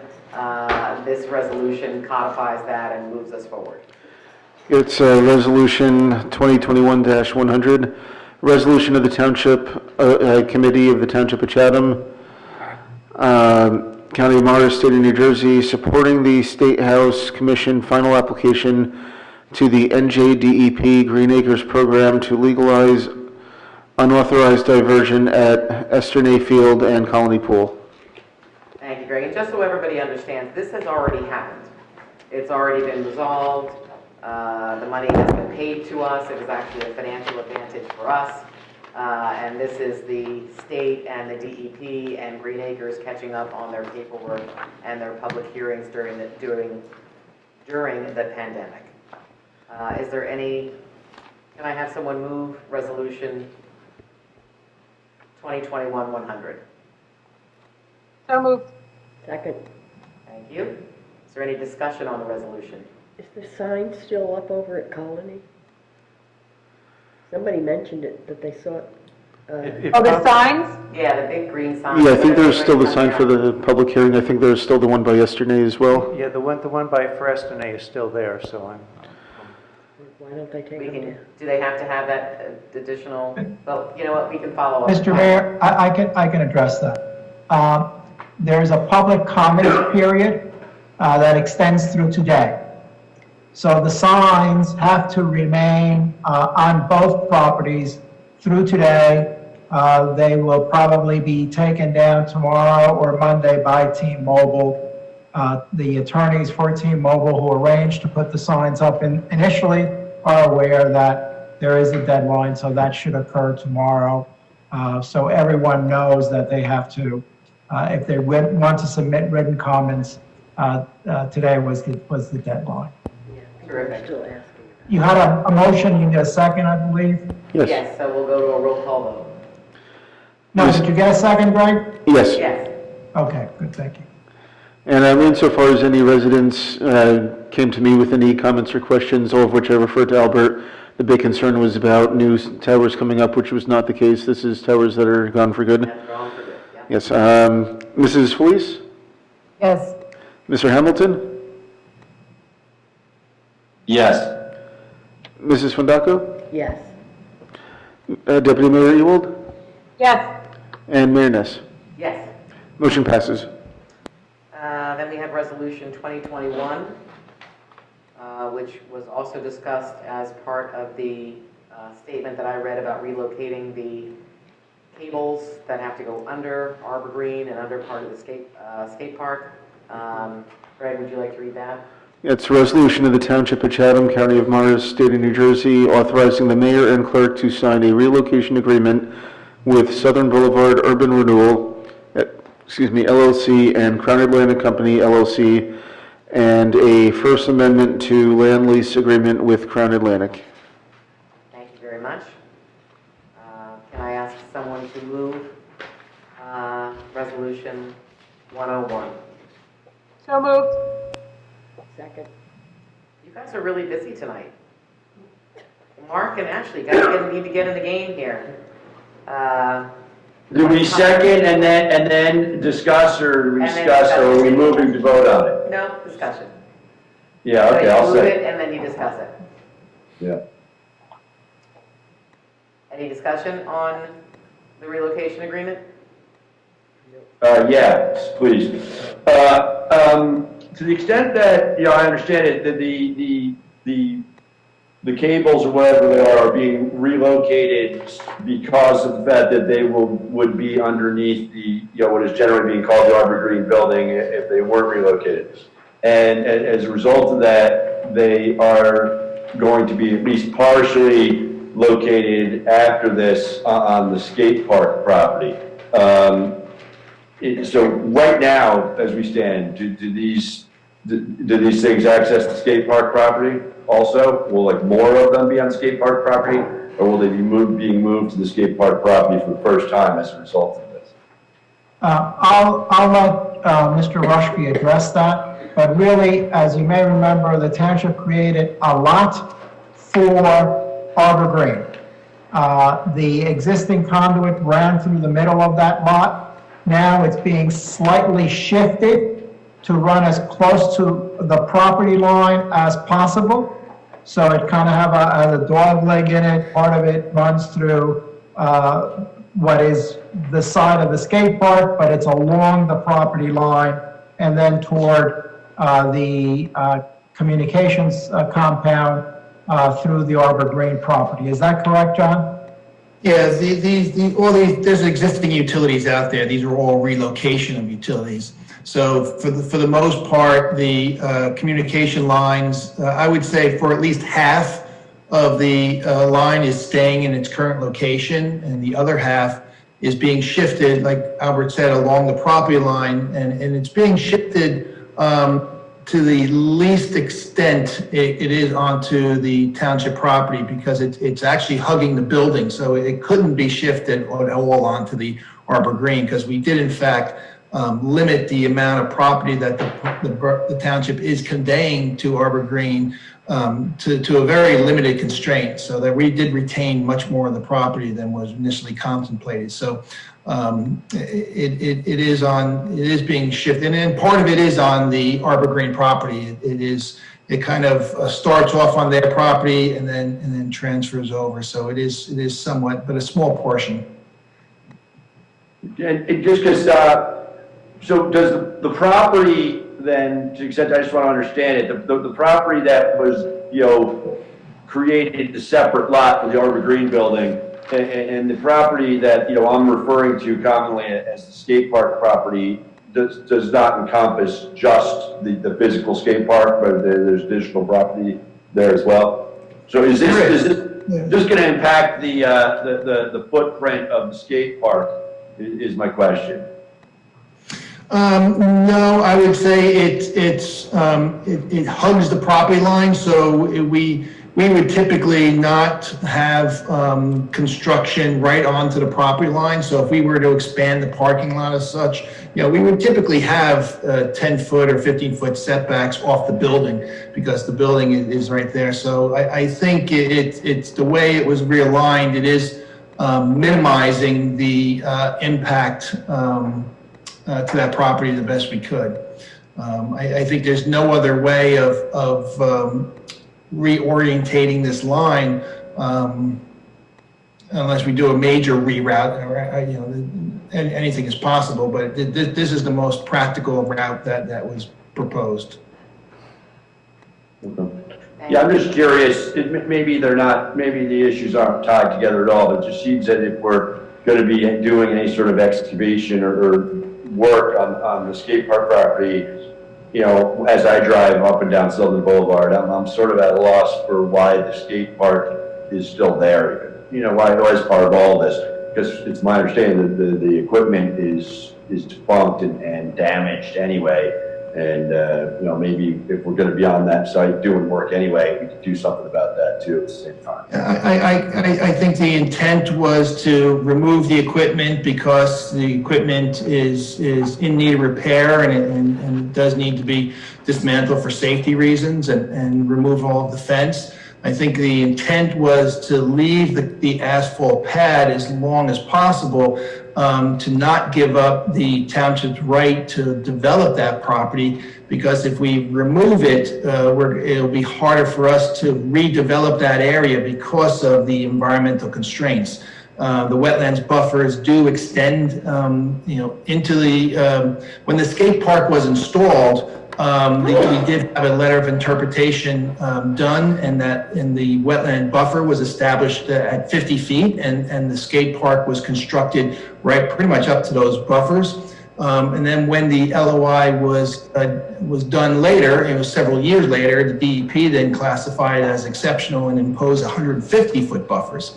So the skate park is within the 150-foot buffers of those wetlands, but the presence of the skate park being there and legally being there, it gives us rights to redevelop that area in the future. So we're kind of keeping the pad there in case the township does want to utilize that property to repurpose it. Okay. I mean, my point would be, and then we can close the discussion on this, because it's getting a little far afield, is if we're going to be working on the property anyway, and we have planned to remove the equipment anyway, I think it'd be worth exploring, removing the pad as well, and viewing that more as property that could be preserved, particularly given its, immediate proximity to what is already a seriously dense development. But that's an issue. Certainly that's something that the committee can consider, is what to do there. Initially, when we were looking at affordable housing, we were even looking at possibly additional units there as just an option. Not that it was proposed, but just looking at all the options. And in fact, laying out a small units there and looking at the parking lots. In fact, I even took that in consideration when looking at this realignment. Would that impact the development if we were to put something there? And we would likely construct a parking lot over these communication lines, so it wouldn't impact some development of that area. So certainly the committee can discuss that. What is the future purpose of that? And if it is going to be preserved, absolutely, you can have them remove the pad. Thank you. Thanks, Any John. other comments? Greg, can I have a roll call vote? Mrs. Felice? Yes. Mr. Hamilton? Yes. Mrs. Fundako? Yes. Deputy Mayor Ewald? Yes. And Mayor Ness. Yes. Motion passes. Thank you. And our final resolution for the evening is Resolution 2021-102, ratifying and confirming the mayor signing a site access agreement. Again, that was part of the discussion that I had in my mayor's message about Kronos Holdings granting site access as part of our continuing negotiations. Greg, would you like to read that, please? Yes, resolution of the Township of Chatham, County of Morris, State of New Jersey, ratifying and confirming the mayor signing a site access agreement with Kronos Holdings LLC. Thank you. Do I have a motion to move this forward? So moved. Celeste. And a second. Second. Second from Mark. Thank you. Is there any discussion on this? Okay, seeing none, I'll ask for a roll call vote. Mrs. Felice? Yes. Mr. Hamilton? Yes. Mrs. Fundako? Yes. Deputy Mayor Ewald? Yes. And Mayor Ness. 103. Yes. I'm sorry, that was not our last one. I fibbed. We have 103 as the addition that we added for the interlocal agreement with Denville. It's a resolution of the Township Committee of the Township of Chatham authorizing the signing of an interlocal agreement with the Township of Denville for deputy tax assessor services. Thank you. And Bob is just coming back, but needing tissues. But I will ask Bob to explain the addition of this resolution for tonight's agenda. Thank you, Madam Mayor. This resolution would authorize an interlocal agreement with the Township of Denville for deputy tax assessing services. The deputy tax assessor for Denville also works for the Township of Chatham as our assistant tax assessor.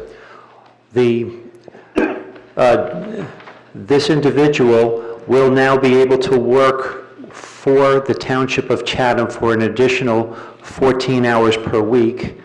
And with the interlocal agreement, the Township of Denville will contribute to the cost of benefits for this individual. It helps improve customer service for the Township of Chatham, and it will help improve services for the Township of Denville as well. This is something that has been in the works for a while. The Township of Chatham looks to create interlocal or shared service agreements. We look at opportunities all the time so that we can reduce the long-term cost for services and improve our professionalism and our productivity. And this interlocal agreement will help us on those all of those levels. So I thank the Township Committee for allowing this to go forward. And I should note that Brett, our tax assessor, has been with us for several years. And this is an expansion of his services to cover a shortfall that we're experiencing. And it was a unique agreement.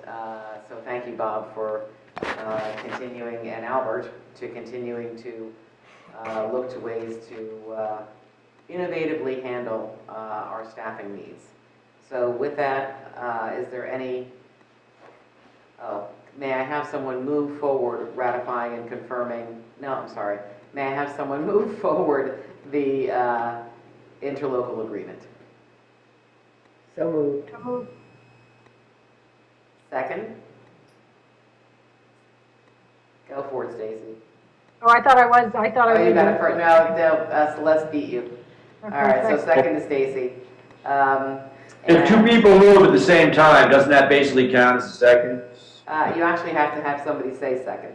So, the formalities. And is there any discussion from the Township Committee?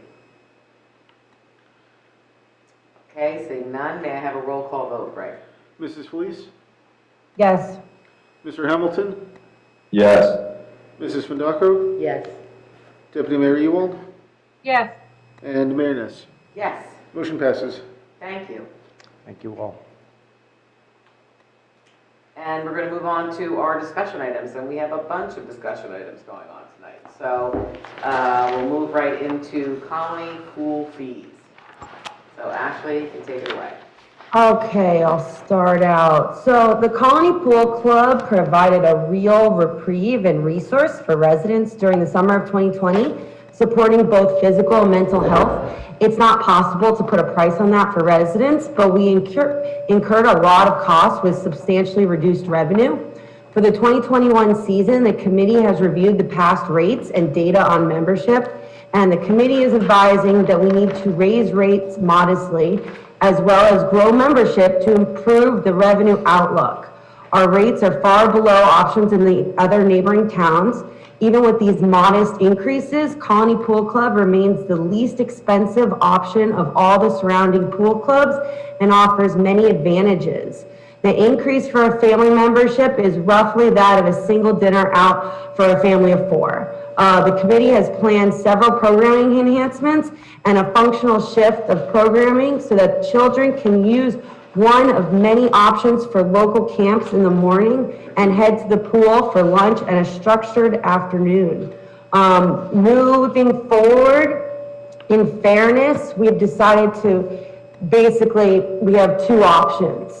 To make changes that would allow the Colony Pool Club to be self-nourishing and vibrant on its own, or keep Colony as a town resource that is available to everyone, where membership is available at no charge to all tax-paying property owners, similar to our parks and compost facilities. If we decide nothing and make no change, we have to at least, be truthful to our residents that if they use the pool or not, everyone is paying to subsidize the pool. And the membership rates currently are not fair market value. The members think that they pay to operate the pool when in fact the taxpayers are really subsidizing it. So. And what exactly are you proposing? The proposal was to increase the fees.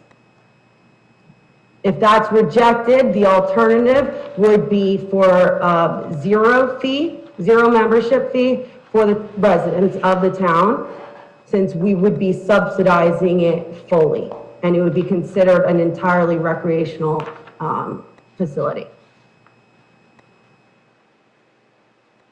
What's the rate structure? Do you have something to share on the screen? Yeah, hold on. A rate structure, the full rates that the proposal is, let me find that. I can show you trends. Is it even feasible to not charge anything? Why wouldn't it be?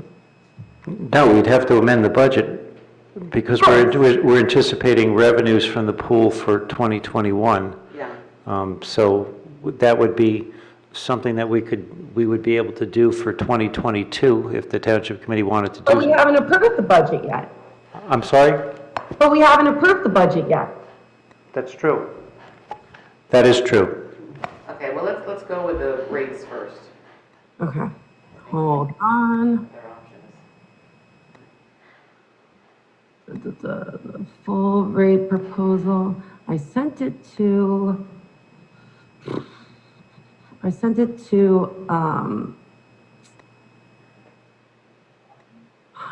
Bob a couple of weeks ago. I'm trying to find it, but it was basically a family membership would be going up from $500 for the summer to $575. But I'm trying to find the exact whole schedule. Perhaps is our chairman on? Does he have that information? The main increase was for the family membership, because that's the membership that we really need to focus on, as that's the most revenue generating. Bob, do you have the rates? I'm bringing in the, I'm using my personal laptop for this meeting, so Okay. I don't have the rates, but what one of the things that was intriguing is that the Colony Pool Committee did a laudable job in analyzing expenses and trends and coming up with some good ideas. And I thought that the patron of the pool was an interesting idea. if we kept our rates the same for this year and added that, that would be a way to help grow our base and,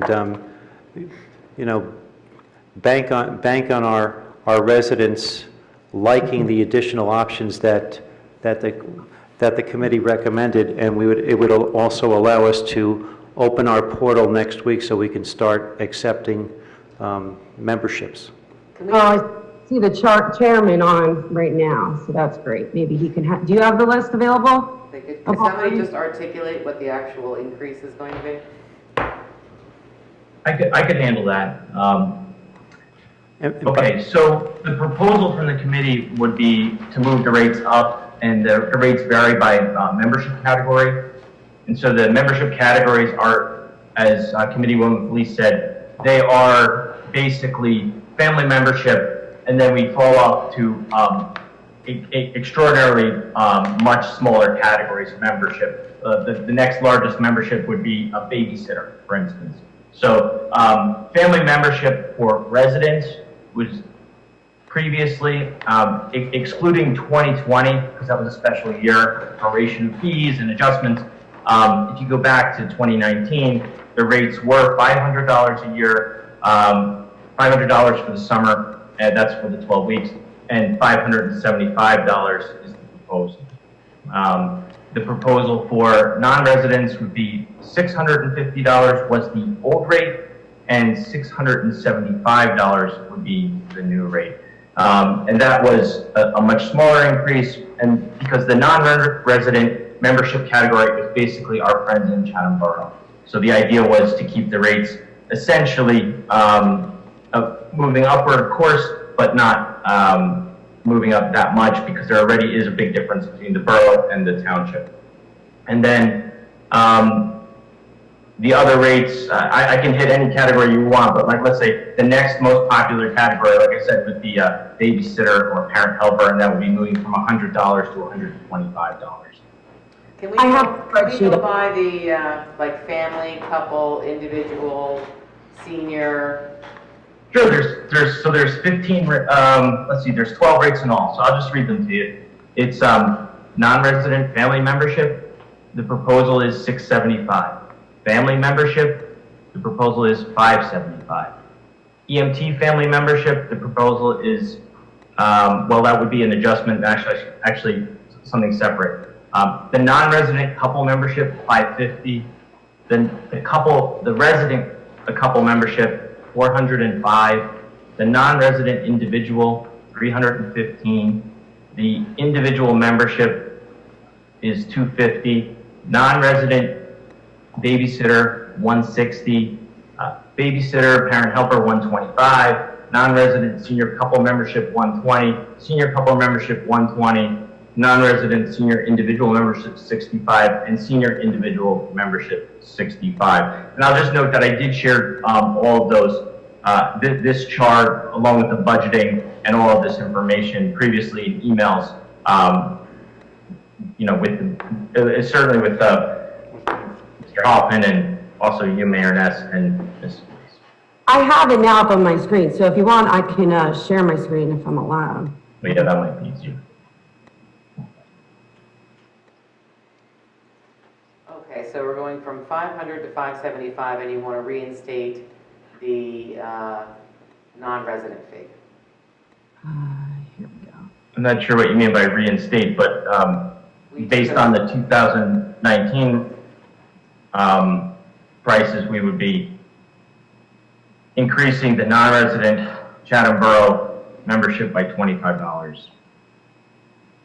Yeah, we took it away last year with an eye towards combining. I don't even know if have you guys reached out to the borough at all and talked about what they're doing with their pool? Yes, so Carol Nawada contacted me. Actually, no, I'm sorry. I'm not sure how that information came to me, but we did ask about sharing services with Memorial Pool because of their need for a certified pool operator and also our management staff. And the word that we got back was they're not sure what they're going to do, at least from my understanding, and that the Memorial Pool is not opening, is the information that I received. But, you know, with COVID, those things update all the time. Yeah, they said it was still very undetermined. That may have an impact on what we decide to do in terms of rates. We had a similar situation last year. We were looking at doing a dual membership with Colony Pool and Memorial Pool were they to open. So I think we probably need to get some more information on that. Well, we did ask for the most updated information, and that was very recent. Yeah. I believe that exchange was at the latest. I'm sorry. Yeah, at the latest, it was early last. I'm sorry, it was middle of last week, so not too long ago. And you know, these rates on their own definitely need to be looked at. You know what the increase is, but also we did a rate comparison with other clubs, so comparing us to the options in surrounding towns and what they do with their municipal pools. And what we found, probably more interesting than just what we found, because you go to those other websites and look at the prices, but what we found was that from the analysis that we had previously in 2017 to the analysis that we have this year in 2021, we had a rate comparison that was done in 2017 that predated my involvement at all with the pool committee. But the differential has grown substantially. So while in 2017, our pricing sort of looked comparable, and it looked sort of appropriate. 4 years on now, our pricing, the other clubs have increased their prices substantially. And even at the prices that we're suggesting, we would still be the value leader in terms of benefit to cost, but we'd also be just the bargain leader in terms of the lowest cost option for municipal pools, with the exception of a single summit pool that's much, much smaller. And were any of our residents to go to those other pools, they would have to pay the non-resident fee, which would then put them into a higher category. So again, we would be the bargain leader. So I took a look at, Oh, go ahead, Stacy. I just wanted to know, do you have a schedule with the fees, the resident fees for the other pools, just so we have an idea of how we? Yes. Yes, and I forwarded all of those comparison charts in the last 2 weeks. One I took a second. look at New Providence. New Providence charges their residents for family memberships $5.95. Summit charges $3.95 for their families, and Madison is up there at $700. They have the most expensive rates. Summit is $3.95? $3.95 for residents, yes. Okay. That's their 2021 rates. New Providence is $5.95 for their residents, and Madison is up there at $700. Can I ask a question? Don't you expect that you'll get more families coming in this year now that Noe's not going to be open? I mean, hope so. Yes, and we think that that's another good reason why our rate should come more in line with the market, for this type of activity, because we have a greater supply of, customers and people that are looking to come to the pool. And and I think what happened with Noe is a great example of people's understanding that these recreation options are not necessarily the viable entities that they look like. So I think people would understand an increase now to make sure that make sure that the club has a longevity to it. And I'll just like to say too that the rates, some of those rates that Mayor Ness is sharing they have deadlines to them. So to get those lower prices, you have to get in at a certain time, by a certain time, and then the rate goes up. And our rate this is a non-promotional rate that I'm talking about. Yes, you're correct. The New Providence rate is good through April 10th. Yeah, and they're also, in other clubs, they have capital contributions or one-time membership application fees that we don't have. So if you really get into the nuts and bolts of it, and I am so happy to be part of this committee because I have some of the greatest people I'm really very, very satisfied after maybe what could have been a rough launch. We really landed with some great people. I had two finance people that really scrubbed into these numbers and built out the budget. And the Excel sheet that I've sent on is live. So, if you wanted to, in the yellow boxes, put in either by percentage or by dollar amount, whatever increases you want, you can model an outcome. And they did model an outcome.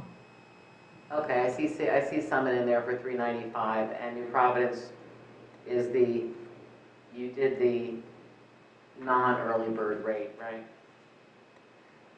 Yes. I actually have 595 for the early bird rate and then 700 for the family membership In New Providence? We have in New Providence. also capital Yeah. contributions. And then there's capital contributions.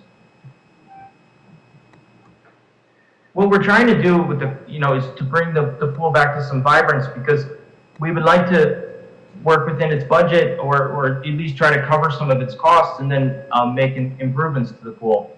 And I think this is our best chance to do that now that Noe's closing and people are understanding that when they're looking at their options, they're going to understand the value that that Colony offers. Okay. Does anybody else have any comments? This is just discussion.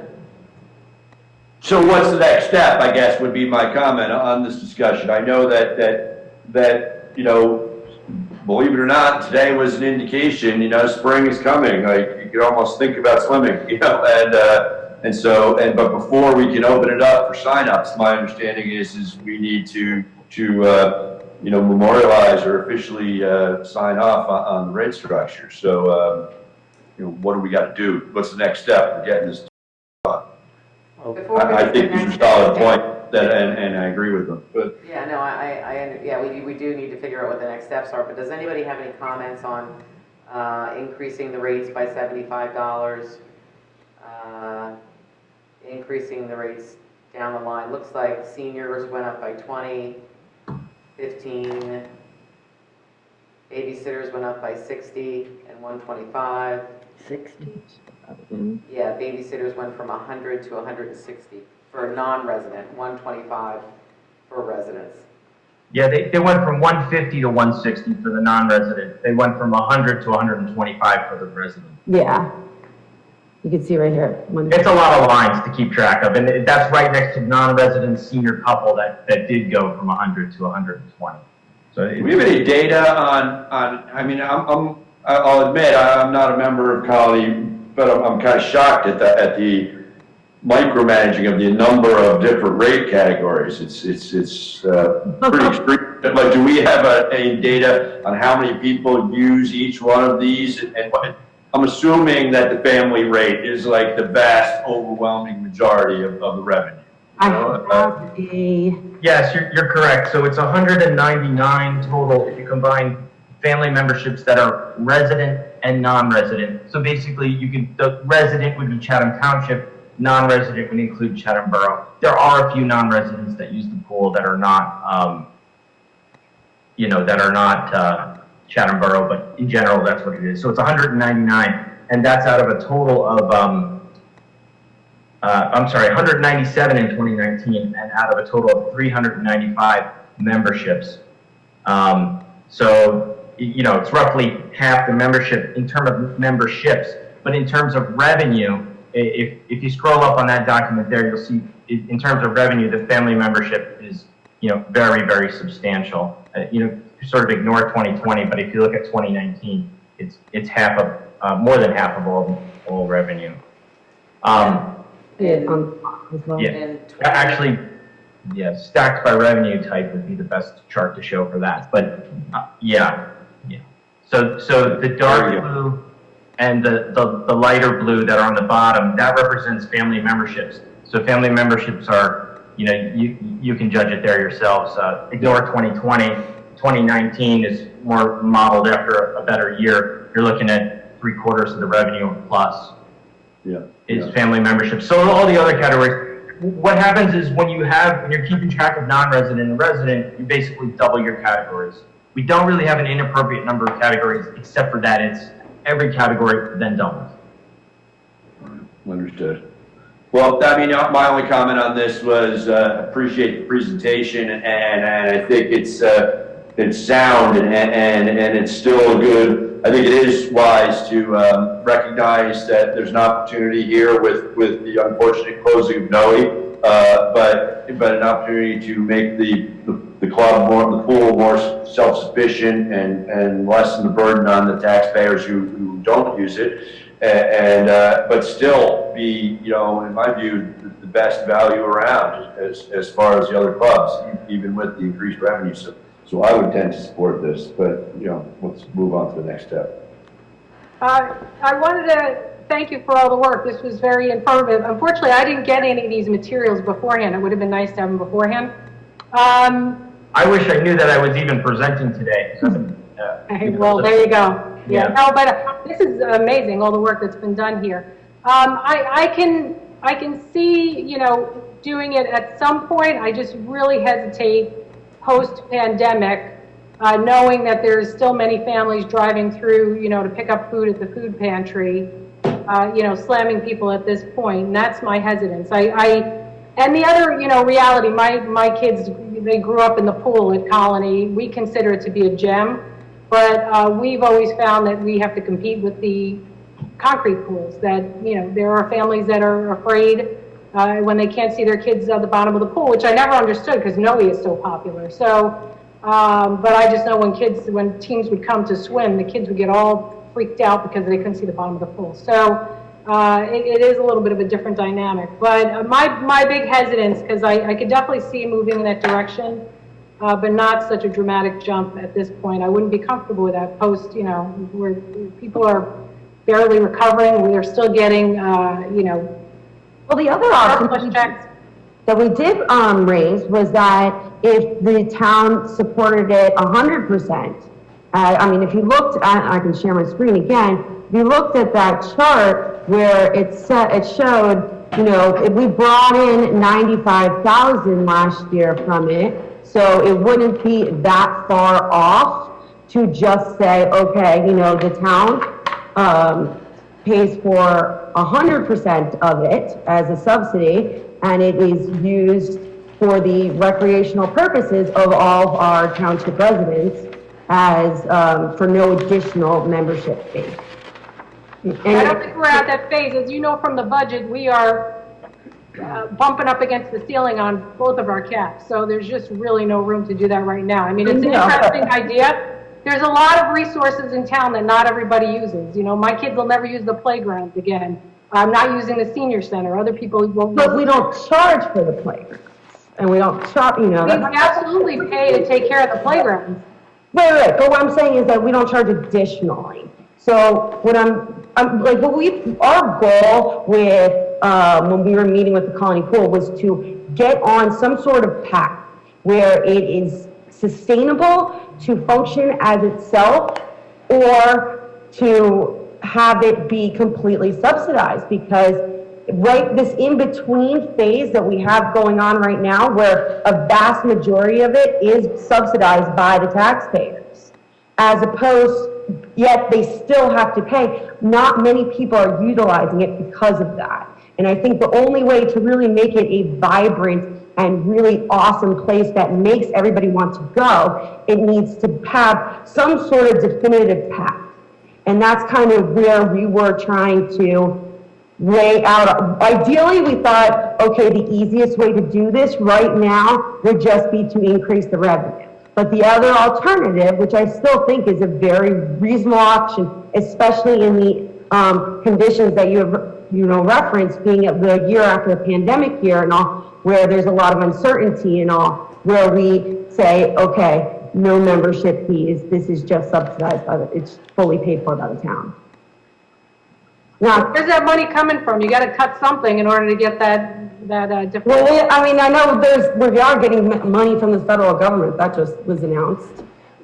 Not to operate a pool, so we have to use as in our means. We were under budget significantly last year with our estimates of Colony.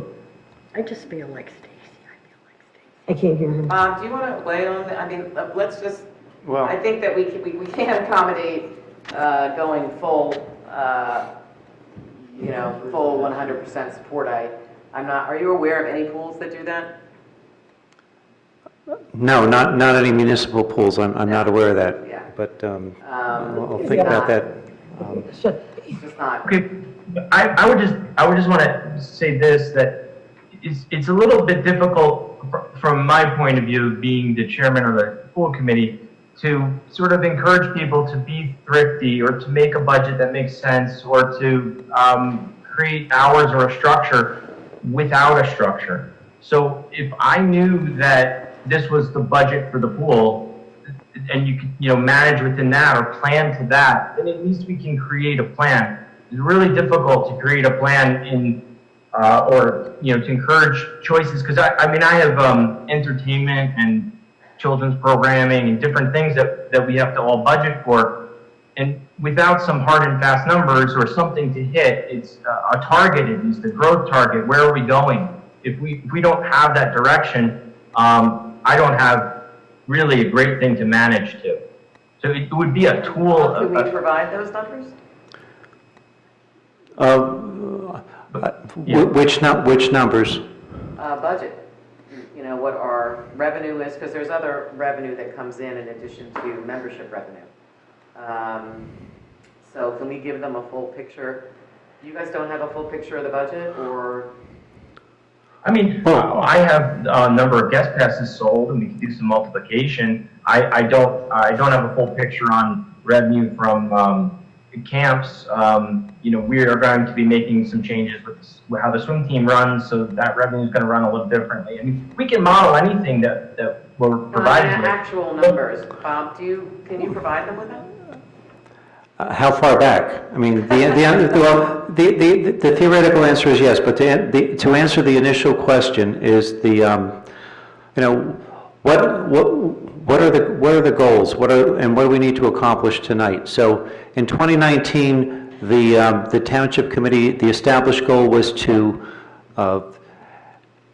objectively look at Colony Pool, and the goal was to make it revenue neutral within 5 years. And then we needed to grow the membership. So that was the direction that was given, to grow the membership and to do it over 5 years. We have to throw out 2020, and so if that's still a goal, that means that our goal is to become revenue neutral by 2024, and instead of 2023. So that's the longer term decision of the Township Committee. That's the policy decision.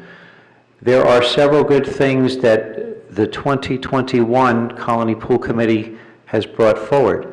One of the things in conversations with Mark is that the discussions that we're having now, we should be having in October or November. So going forward, we can establish the rates, and we can have everything in place by January, and then move forward. And that's a great idea. And they have some other really good ideas. The data that they have provided has been spot on and wonderful. So they need to be commended for that. The ideas of folding in the swim team, doing a couple of other things with the concession stand, and then looking at some of the rates. That's something that the Township Committee should consider. But the decision tonight is, what do we do with the rates for 2021 so that we can go out and start to open up Colony Pool so people can register? So the discussion would be, do we want to increase the rates, or do we want to keep them the same, or are there some rates that we want to that the Township Committee will give a consensus that they would like to increase because it makes sense, and then we can move forward, and we would wind up introducing an ordinance to do that, so that we would have it going forward. But there's, we would be able to open up registration for Colony Pool soon, but we just need to lock into the rates. Was there any survey done of the membership? In 2021, or when you were? Yeah. I guess, the last membership survey that was done was, prior to me joining the committee, which was I joined in 2020. Yeah, so it was 2019. I'm just wondering if we're missing something in this. The only thing that I left out, and I'm sorry, but Bob did cover it for a moment, was I had suggested and ran by the committee, and they liked the idea of patrons of the pool, creating yet another membership category called patrons of the pool, which is at a higher rate of $875 with some additional benefits, but really relying on the generosity of our community. Chatham Township is enormously generous. The schools ask for large contributions so that they don't have to do wrapping paper sales and pie sales and all kinds of things, so that the kids can go on field trips and do the things, the great programming that the PTO does, and they meet their goals if you ask. People are very generous, and I feel like that the patron of the pool membership category can support other membership categories, like our first responder category. We have a EMT family membership that they get a substantial discount, and that substantial discount would be offset by people who chose to be patrons of the pool. And then also just to highlight the Save Noe Pond movement, this idea of patron of the pool, tie it into the longevity of a club and the viability in our community. So people who have the means can support it. And we do have discounts for people who are on hard times. And I think maybe we could do something to expand the MT family membership, where people, if they truly don't, then they can reach out and something can be done. That might be sort of a backdoor or a way to weave in here. But I feel like these prices are a bargain compared to surrounding towns, and we do have some creative ideas, and we do need the fuel to make those ideas move forward.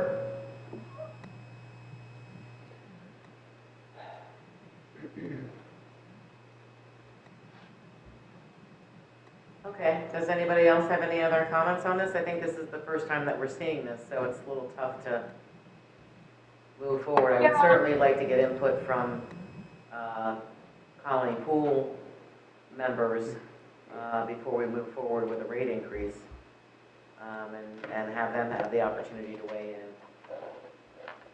When are you looking to have an answer so that you could open up the registration system? All other pools are open already. Mm. And in terms of representing the membership, I mean, I guess we do have a 6-member panel. I would have to count them up, but something like that. It looks like all the jumps are $15 to $25, other than the family membership is a $75 jump. I mean, I guess that's the one that really kind of sticks with me. Is there any support for just keeping everyone $15 to $25 for this year in terms of the increase range? Is there any support for keeping the family membership at what you're saying, 500 this year? No, if it is going to be an increase, a maximum of $25 increase, because everything else is 15 to 25. So I'm just saying this year, especially in this transition phase, from everything everybody's dealing with, whether it's job loss or, hard times from the pandemic.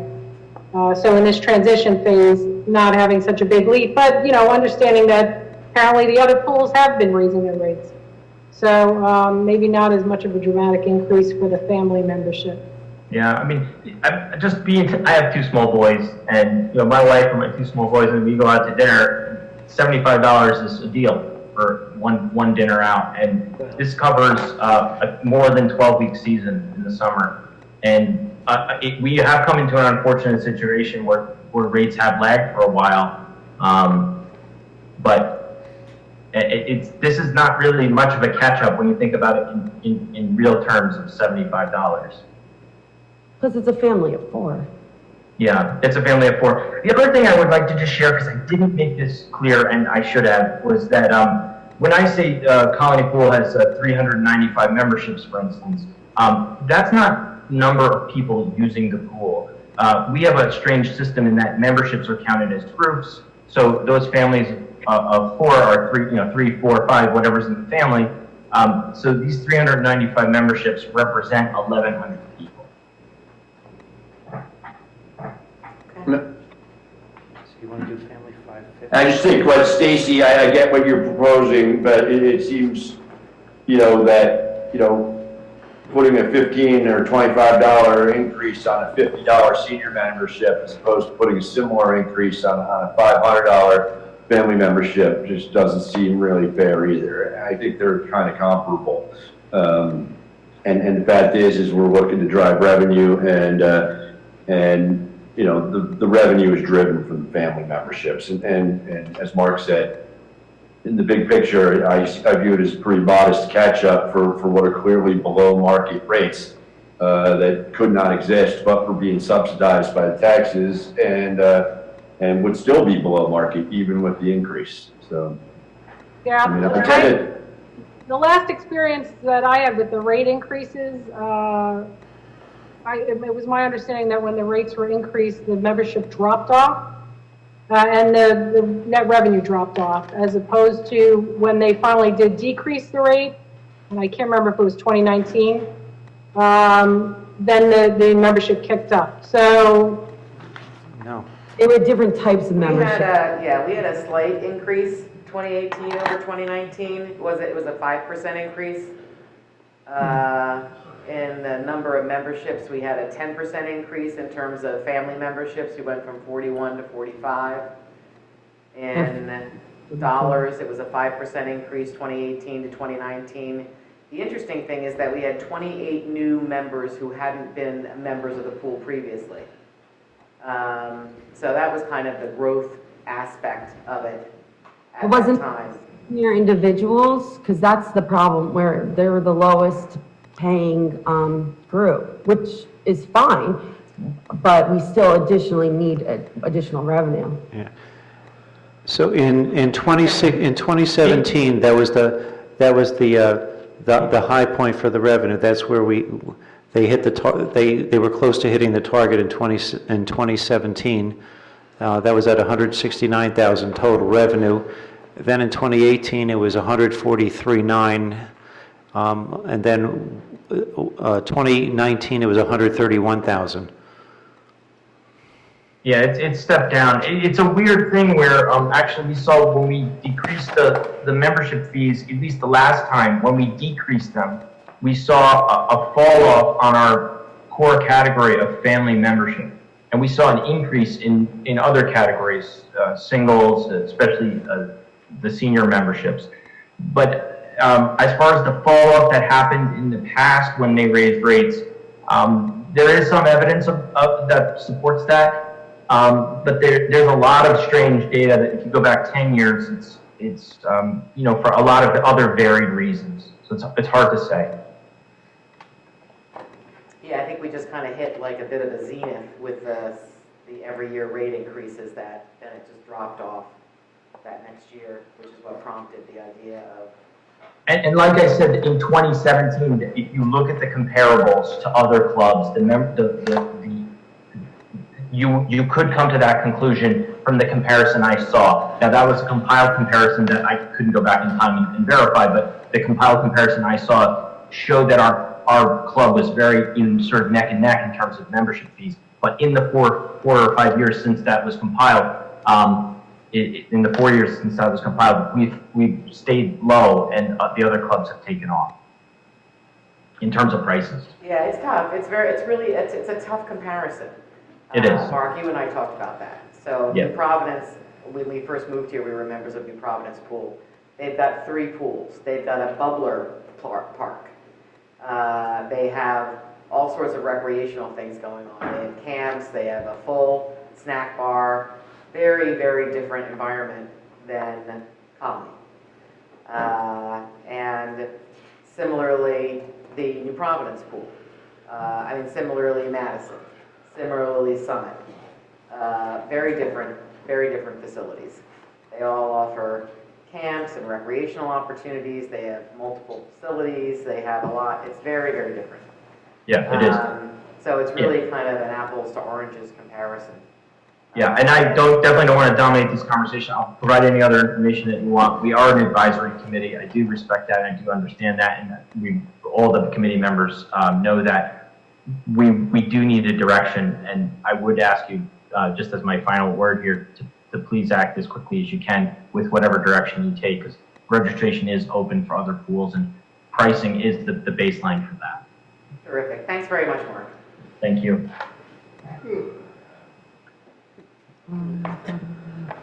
Mark, Can we have those documents all sent to the committee? We'll do that tomorrow. I mean, we'll find them and send them. Yeah, if someone can send them to me, Mark or Ashley, then I can forward them to the whole committee. yeah, that would be really helpful if you could send this analysis to the committee. Sure. I thought. Thank you very much, though, for all that work. That was great. Thank you. Very helpful. Good night, Mark.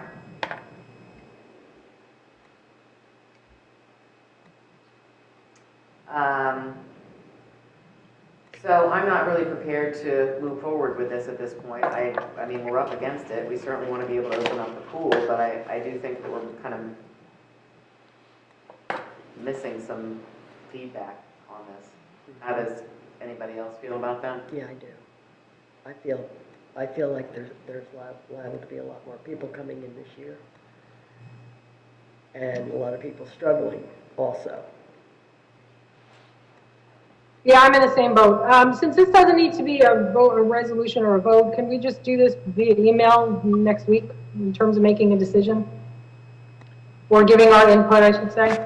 You can give the input, and then we can take it from there. So we'll send out the data, and just if you can respond early next week after you have the opportunity to look at it. I'd kind of like to hear from colony members as well. I don't know if we're going to have the opportunity to do this, but I certainly would want to get a sense of what the membership thinks. I don't want them to go out and think, oh my God, they're raising their rates, we're not coming back. Okay. Well, we probably have some colony members watching, maybe. I don't know. Maybe there will be. And they can. Hey, one goofy question. Do we not have is there no longer a pool and tennis rate? Is that gone? That unfortunately was our high point for membership, but that was disaggregated a while ago when the rec director was terminated and there was a decision not to have any programming at the pool anymore. So no, they've been separate for 6 years now, 7 years. Oh, We're really? looking into doing a tennis program as well, but it will be done through a different program where they will probably end up paying for the tennis program completely separately, as it'll be lessons, almost like a camp style. Okay. Yeah, if you could consolidate this, Ashley, into an actual proposal, what you're actually proposing, and send it around to the committee members, that would be really helpful. I will have the committee do that. And whatever feedback committee members send, if you can make sure that you send that to Bob rather than discussing as a committee offline, just so we're consistent with the requirements of the Open Public Meetings Act. I can't hear what Greg is saying. Greg is asking everyone to communicate with Bob and be cognizant that if you reply to all, as some of us, myself included, are want to do, that you're actually creating an Open Public Meetings Act issue. So you need to reply to Bob. Mayor, if I may, just to emphasize something that Mr. Hoffman said, you are going to need an ordinance for this. So an ordinance has to be introduced, a public hearing, and an adoption. So I don't want to That really leave. sets things back. Pardon me? That really sets things back. Well, that's the procedure. I know that's the that process, but Well, I'm just pointing that out to you, so you have to. Allowed to be an introduction. You know, one You of have to the... have a formal ordinance. yeah. No, I understand. I don't recall rate increases in the past were an ordinance. Yes, Yes. yeah, they were. You know, for this might be something, once we take a look and we have some kind of a consensus, we can introduce it. This might be the opportunity to have a special meeting with one item on the agenda. So, that's one of the options, or we just do it at the regular meetings.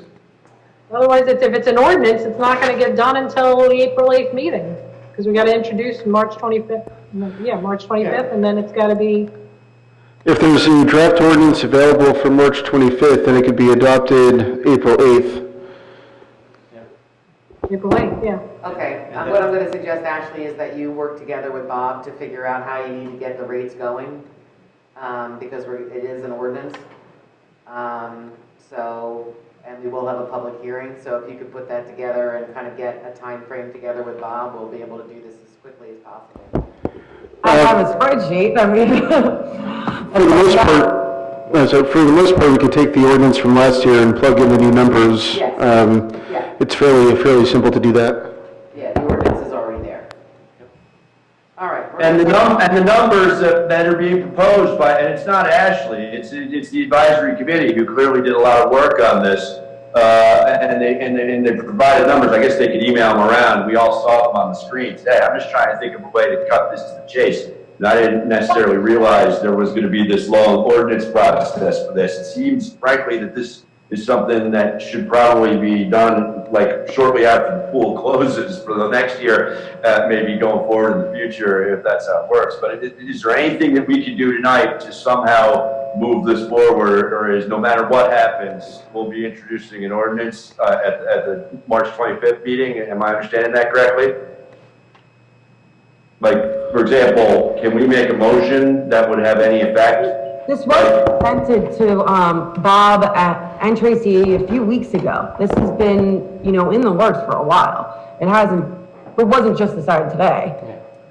If the price. Yeah, but I'm just asking a specific question for Albert. Is there any motion that could be made right now that would have any effect other than we're introducing an ordinance at the March 25th meeting that for public commentary and all that jazz, and then we won't be able to vote on it until the April meeting, right? Is there some way we can on the fly take the ordinance from last year, and if we want to propose that, plug in the numbers that we just saw on that spreadsheet and vote yay or nay on it, or do anything, or would none of that have any? No, you can take the ordinance from last year and on the fly tonight, plug in numbers and introduce it with the new numbers. And that'll get you to a public hearing on March 25th. But in terms, from I can tell. I don't mean to interrupt, but otherwise we would have to introduce it on March 25th, then have a hearing on the next meeting, and then not be able to vote to it until the meeting after that? No. The two dates would be March 25th and April 8th, unless the clerk disagrees with that. Albert, if the prices don't change, do we need an ordinance then? No. Okay, so what if we start early bird pricing now at 20 prices? 20 prices. There's early bird pricing. Until we can do the ordinance, do this properly. And then when, if we did that, which is a great idea, how quickly could we get open up registration? Monday. I can call, if the Township Committee wants to do that, have the early bird prices, the portal can be opened by Monday, because they have the pricing already loaded from last year, so we can do. I think we would be fine with that. Yeah, we can do the early bird pricing. And then we would have to still we'd have to see what Ashley submits for the. Well, which we have that. What? We have the information that was just presented earlier. Is the 875 membership being included in that? Yes, that was on there. Okay. I can hear it again. All right, so then that would be presented in an ordinance? Yeah, we can have that on for the next meeting, and then, Public hearing? yeah, then we can, discuss at that point if you want a specific, if you're gonna do early bird, we can figure out an effective date for the new rates. I don't know if you want to have it be on April 15th or whatever the committee decides you want for, an effective date for the early bird pricing to end. Well, I think that's a good solution to the kind of predicament that we're in. Ashley, do you agree with that? That we can kind of get up and running and then have some more consideration on potential rate increases?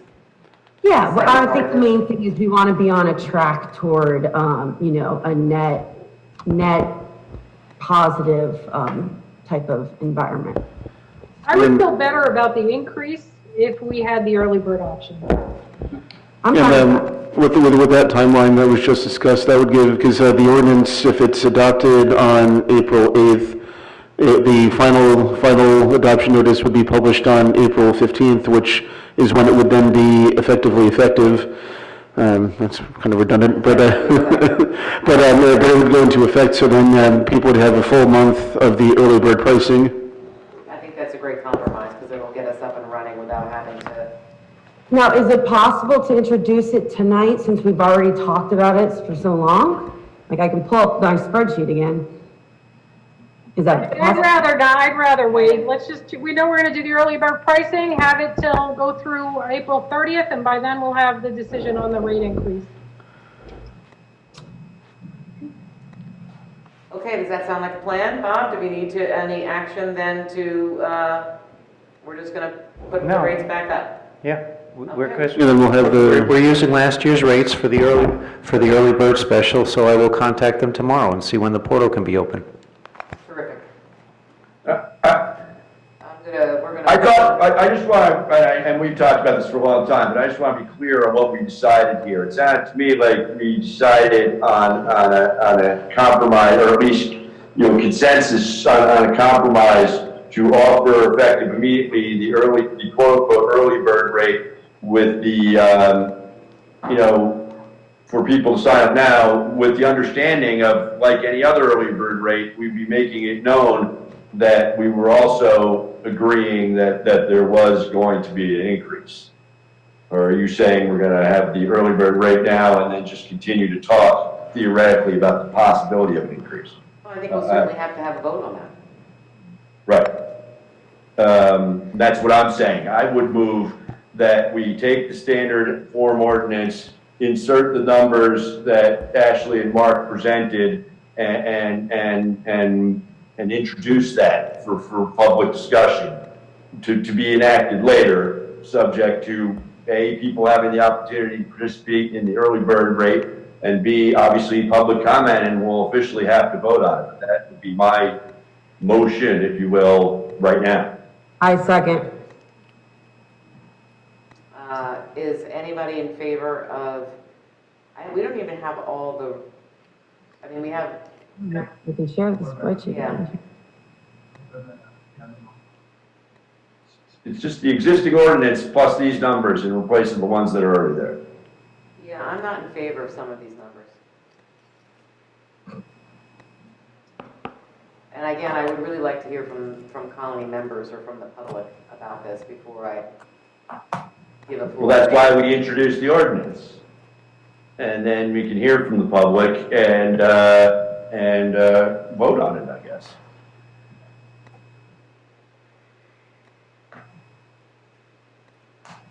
What does anybody else feel? Do we have a second? We have a motion to insert the numbers that Ashley has provided with the rate increases. I second it. Yeah. And we have a second on that. So that's on the table right now. So we would have to vote on that. So I guess we're just going to call a roll call vote. Yeah, as to whether- just to be clear, even if you put those numbers in, that doesn't mean we have to approve those numbers for the next meeting, and/or they can change at the next meeting. Correct. No, it just pushes it up 1 or 2 weeks earlier, no? Okay, how long would you leave the early bird option open? Until, We said April 30th. Yeah. Okay, everybody's comfortable with that? All right, I'm fine if it's, we put it up as an ordinance now and then we vote on it at the next meeting, as long as we'll have the public hearing at the next meeting.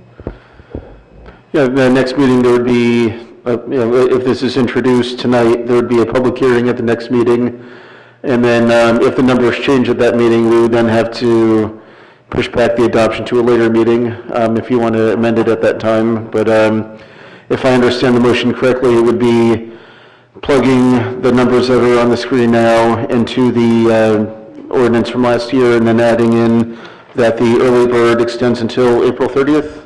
Mark, is that accurate? Yeah. If I may, Mayor, the clerk is correct.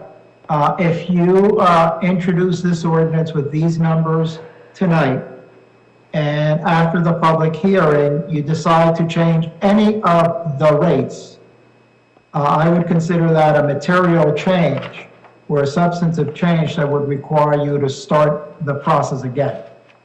So you may very well not end up adopting this any earlier than your second meeting in April, April 22nd, if on April 8th, there is a decision to change the numbers. Well, let me ask you this, because if we don't agree with the numbers and we're going to have a discussion and we want to get some more public input on it, then the early bird special lasts until April 30th. So we would be able to amend. So if we introduced it tonight with these numbers, which I'm not comfortable with all the numbers, but other people may be. We would introduce it tonight. We would have the public hearing at the next meeting. If, as you say, we change the numbers, or may, or not change the numbers, we would still go through the process, and it would still be within the time frame for the early bird special. So it still would be within April 30th. And amending the ordinance would have to be done by vote as well at that point if it's amended at the next meeting. I'm sorry, say it again? If you amend it at the next meeting, that would have to be done by a roll call vote because it's, at that point, a pending ordinance. It would be something that was already introduced. Yes. All right, so the You second, have to vote on amending the ordinance and have a new public hearing on the amendments. Well, Albert, I have a legal question for you, which is, do you, you meaning somebody occupying your chair as counsel, unilaterally decide what is and is not material? Like, say you went from 875 to 870, like, is that material? Like, who draws that line? Or do we get to vote on that? No, I make that decision. And that's why I And sent do you you, anticipate that any change, even by $5, would be material? Enough Yes. to warrant another whole round of? Just yes, so we understand, it puts us at the same place either way, because if we amend it at the next meeting, we're accelerating it right now by introducing it now, public hearing next time, voting on it next time. If we amend it, it just moves it till April 8th, which is where we would have been the other way. Or you can adopt it at the next meeting. I'm just trying to lay out different options. If you introduce it tonight, you could still adopt it at the next meeting if 3 people agree with these numbers. Yes. But what I'm saying is if we change the numbers, the March 25th meeting serves as the ordinance introduction, the amended, and then we vote on it April 8th. Now, We're talking about the same thing. so if you amend it at the next meeting, then we'll then have to have a public hearing on April 8th, and then potentially adopt it at that meeting. Okay. and people would still be That able to lasts until register. April 30th anyway, so that's fine. All right, but if we're going to do this, there's what's on the spreadsheet, but then there was also the recommendation for the patron of the pool. Is that something that should be added to the ordinance? That was another recommendation of the committee, and that was for 875. Yeah, if I understand the motion correctly, everything that you see on here would be added in, including the patron. Yeah, I see that, that's the first one now, okay. I like that idea. Can we find out what what benefits they get when the materials are sent out? Yes, that'll be in the material that you'll get tomorrow. Great, thank you. if I may make one other comment, and that is, you have several other items to discuss, And I think the better process would be as you're discussing those other comments, if the clerk could actually amend the ordinance while you're discussing the other items, and then at the end of that discussion, you can actually see what the ordinance will look like, and you can make sure that that's what you want to do, because I think that's the cleaner way of moving forward, assuming that there's either a consensus or three people that want to move forward with this. In order for me to do that, Albert, I would have to leave this meeting. You'd have to leave the meeting? Yeah, because my computer here is not hooked up to the server where the file is. Okay. I couldn't hear whatever he just said. Sorry, Greg. Greg said that he would have to leave the meeting because the files are on his computer in his office. Well, this computer would be hooked up in my office, and I Yes. can't be here to do my job. Obviously, that suggestion will work. Greg, will you be able to do that first thing tomorrow morning? Yes. And, All right, so that- and actually, if you could email me this spreadsheet. Is amending the existing ordinance, for introducing an amendment to the existing ordinance with the rates in yellow, the 2021 rates in yellow on the screen everyone is seeing now. Is that correct? Correct. All right, if you've had no other discussion, then Madam Mayor, you can call for a roll call vote. With the idea of adopting this as an introduction of an ordinance, amending the existing ordinance, well, two things. Albert, you tell me if I'm wrong. One, that we're going to proceed with the existing 2019 rates for a period to last through April 30th as an early bird period, so that the rates essentially don't increase. Is it the 2019 rates or the 2020 rates? I'm sorry, 2020 rates. So that we move forward with that as an early bird through the period of April 30th. In the interim, we'll take the rates that Ashley has suggested, and we will put them as an ordinance, and introduce that as the ordinance tonight with those rate changes. Then we will have the public hearing and introduction of that ordinance on the public hearing for that ordinance on March 25th. Yeah, so the ordinance that you'll get from me tomorrow will have language to have the 2021 rates in yellow. They would go into effect starting April 30th, and the 2020 rates will remain effective until that time. And then there's the understanding that these rates are subject to a vote by the committee and to change as the committee sees fit. But in order to get Colony Pool up and running, with the registration being opened possibly as early as Monday, that's the genesis behind this. But we're not beholden to these rates. Correct. This is an introduction to an ordinance like any other ordinance. If you move to introduce it, you can vote yes, no on the final vote. The clerk did make a very good point, and that is the ordinance has to specifically say that the effective date of this is going to be, I guess, April 30th. Well, yes, so would it be May 1st if the early bird period is going to be through? Yeah. April 30th. Okay, then the effective date is going to be May 1st. Okay, Greg, may I have a roll call vote? Mrs. Felice? Yes. Mr. Hamilton? Yes. Mrs. Fundaco? Yes. Deputy Mayor Ewald? Yes. And Mayor Ness? Yes.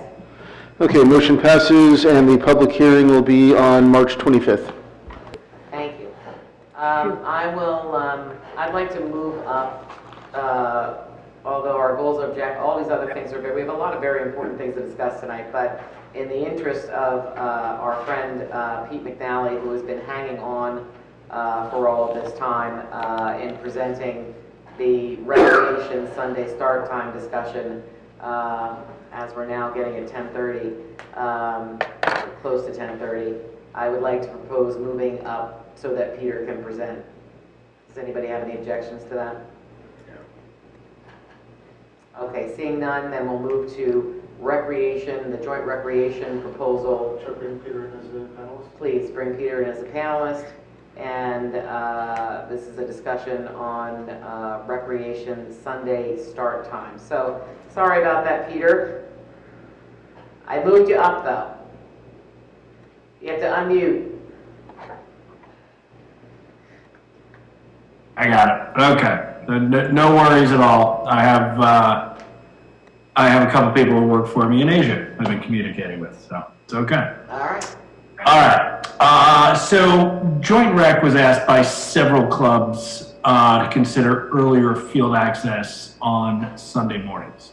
Current start time for organized games, practices, and scrimmages is noon. There are no restrictions on ad hoc use of fields. And starting in the fall of 2019, we were asked to consider a 9 a.m. start time like we have on Saturdays.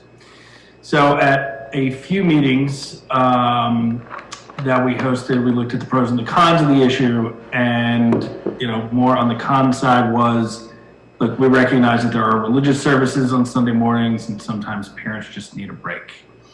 But, and there were several practical arguments presented over these meetings. And finally, in February of 2020, the committee voted and agreed we would request access to Chatham Field starting at 10:30 a.m. as a compromise to the 9 a.m. start. So this would apply in the township to Nash, Shunpike, and Estuarine. And I will be making a similar request of Chatham Borough. School district of Chatham's continues to make their own rules. So why did the committee agree on this? First, Chatham kids are playing sports on Sunday mornings. They just aren't doing it here in town. Our clubs don't have access to the fields, so teams are forced to play away. Not that what other towns or sports leagues do should be the only guide for what we do, but the reality is that those residents who are playing these sports being forced to have additional travel time to get to these games on Sunday morning. The second reason was additional flexibility. I'm very much looking forward to coaching my boys U8 Red travel team tomorrow. We're going to be awesome.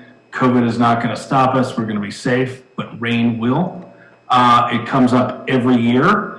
Coordinating this can be incredibly difficult, and rescheduling is hard, so the additional flexibility would be welcome. And the third point is, if we did move to 10:30, it doesn't mean that all kids in Chatham are going to be forced to play on Sunday mornings. It's simply an option made available to the 4 clubs that requested this. Not all clubs did, but some of them did. So we've sat on this for 13 months. This issue, I think everyone in this committee recognizes that there have been bigger issues here in Chatham over that time. We didn't push this, but the time has come. We've worked very hard to make sports resume safely. But as we start to open up, we would really like the committee to consider allowing our sports to start at 10:30 a.m. on Sundays. And that's. Thank you very much, Peter. Is there any discussion amongst this, around this? Well, similar to the last topic, and certainly for everybody's benefit, and Peter's especially, hopefully it won't be as long, the discussion. But I do have a sort of similar question, which is what are we doing about this now? Is this something that requires an ordinance, or is it merely a resolution, or so just, I do have some thoughts about it, but I just want to know what the end game is here about this proposal.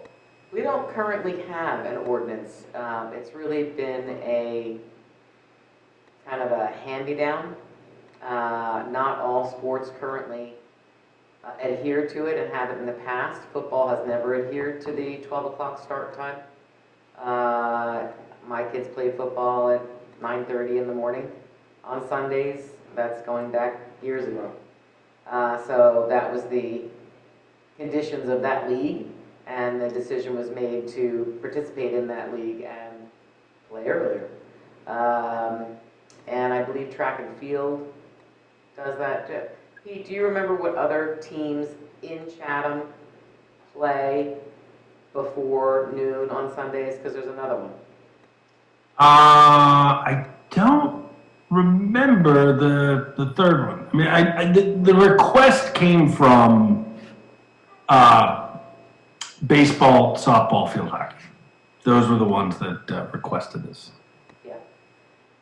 Well, I think the big distinction is that football and track and field are played at Cougar, which is not within our purview. We don't have any say on that. But I think what I'm hearing is that there is a standing public policy of some kind of the Chatham Township government that fields that belong to us, Nash, Estuarine, and Shunpike, have this noon cutoff, and there is not organized sports happening on those fields. That's something that's enforced and in effect, correct? Correct. Yeah. And by enforced, we just mean no scheduling. You know, of it. It's like people can show up and people do, for, just ad hoc kind of things, but you can't reserve a field for a game or a practice. Right. The borough does have an ordinance. Correct. We never codified it. Okay, well, thanks for clarifying that, Peter. My thought, and again, it's getting to be late at night, and we can be brief, and we all like to sort of debate and go back and forth, so I'll just say my piece and be done and not engage in any further debate, which is, I'm against this in principle, call me old-fashioned, but partially, I think there is a big issue with specific regard to Shunpike. I think that when these fields were developed, there are residences very nearby, and it's not just the parents and frankly the kids, and I think could use 1 day break or half a day break in the morning, even though Peter makes the point, maybe they're playing somewhere else. But it's also the neighbors, and I realize people can go there and play, but there's a difference between a couple kids throwing a ball around and an organized Chatham Cross Club event going on at 10:30 on Sunday morning, not to mention the conflicts with traditional religious services and what have you. This has been our process. I think it's fine. I think it's respectful of neighbors of these parks, and frankly respectful of parents.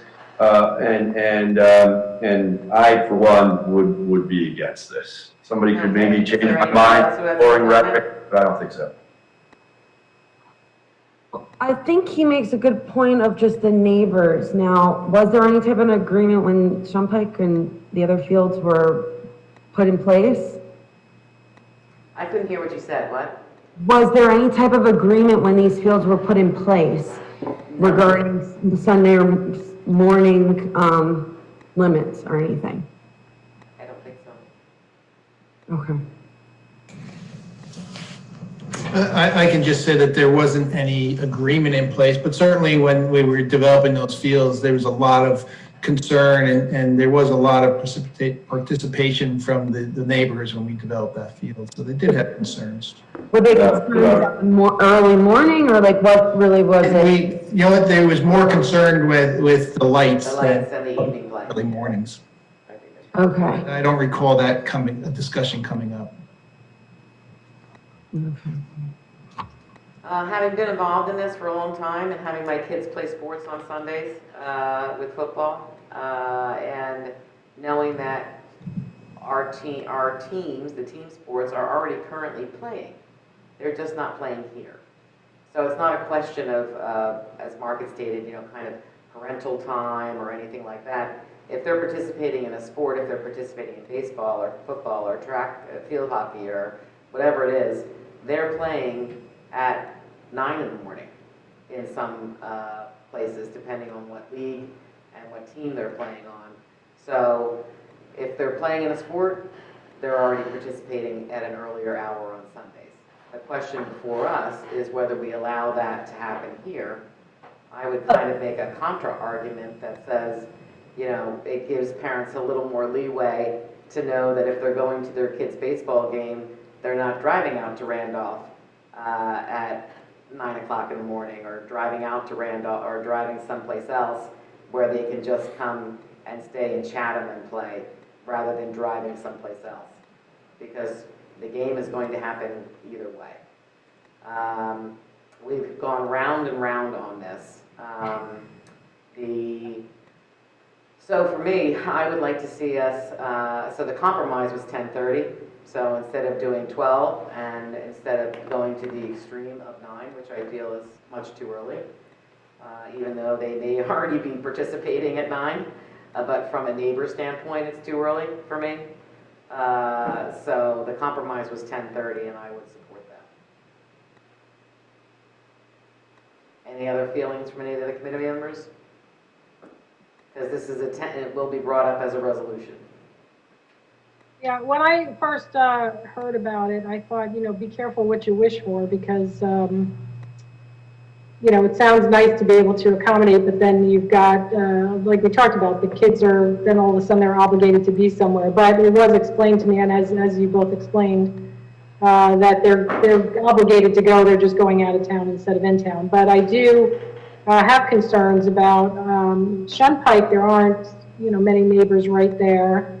Nash, there isn't anybody right there. Estuarine, there's a bunch of homes along River Road that back up to Estuarine.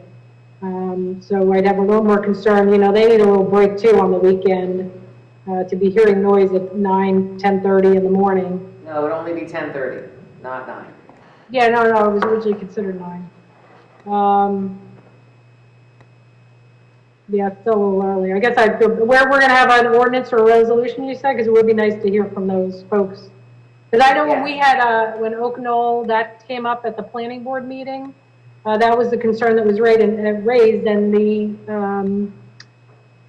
that agreement with Oak Knoll was that they were going to start Sunday after 12 as a result of the feedback. So we weren't allowing an earlier start for the same reason, because it was disruptive to the neighbors there. No, I think it's important to get feedback from the public on this and residents who would be affected by it. Albert, does this need to be an ordinance, since we don't have this? We have an ordinance for our evening hours and the usage of our lights. I am not familiar with your ordinance regulating the hours of the fields. Typically it is that, pardon me? We don't have one. At all. I know that there's something that says that we have to turn the lights off at 10 o'clock at night. Yeah, there is one for lighting, but that's just about the lighting. All right, so it's lighting, not operational field usage. Typically, hours of operation are by way of ordinance because you want a mechanism to enforce them. A policy and a resolution doesn't have the force and effect of law that you can enforce. So typically, if you want to have something that's enforceable, it would be done through an ordinance. If you're not concerned about enforcing it, it could probably be done by resolution. But if the whole purpose is to keep the fields clear for Sunday mornings, whether it's a portion of it or all of it, it probably should be done by ordinance. Okay. I think the enforcement here would be done by virtue of scheduling. You know, the organized sports teams need to go through the rec people to reserve a field for a practice or a game. And if the policy is just, you know, we don't schedule before noon on Sunday, that's just the policy. You know, and the fields are open. You know, 20 kids could theoretically get together and go out and put together a pickup cross game, I guess. You know, but the field's obviously closed when the lights go off. Yes. Mr. McNally did point that out, that is the way to practically regulate it. And if that's the way it's going to be going forward, then I don't think you need an ordinance. But if that mechanism was not in place, then you'd have to have another mechanism for enforcement. So if the rec league or the recreation commissions and doing the scheduling, that's acceptable, as long as the field is open for anyone that wants to go use it on a Sunday morning.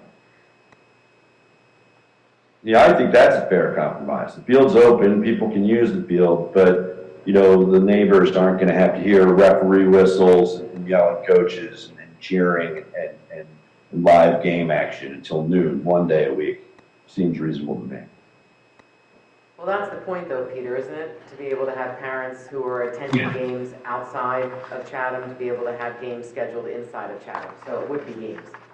Yes, it would be games. I mean, look, Well, that's the point, though. The parents who, I know you say parents are attending games, but the fact of the matter is it's a choice. Everybody has choices in life, you know, whether or not to attend those games or join those teams, whatever. The neighbors, you know, who live in the vicinity of these things don't have a choice to hear the blowing whistles and the sounds of rousing sports events, which everybody loves and misses, you know, but I just think we could give them a break that one morning.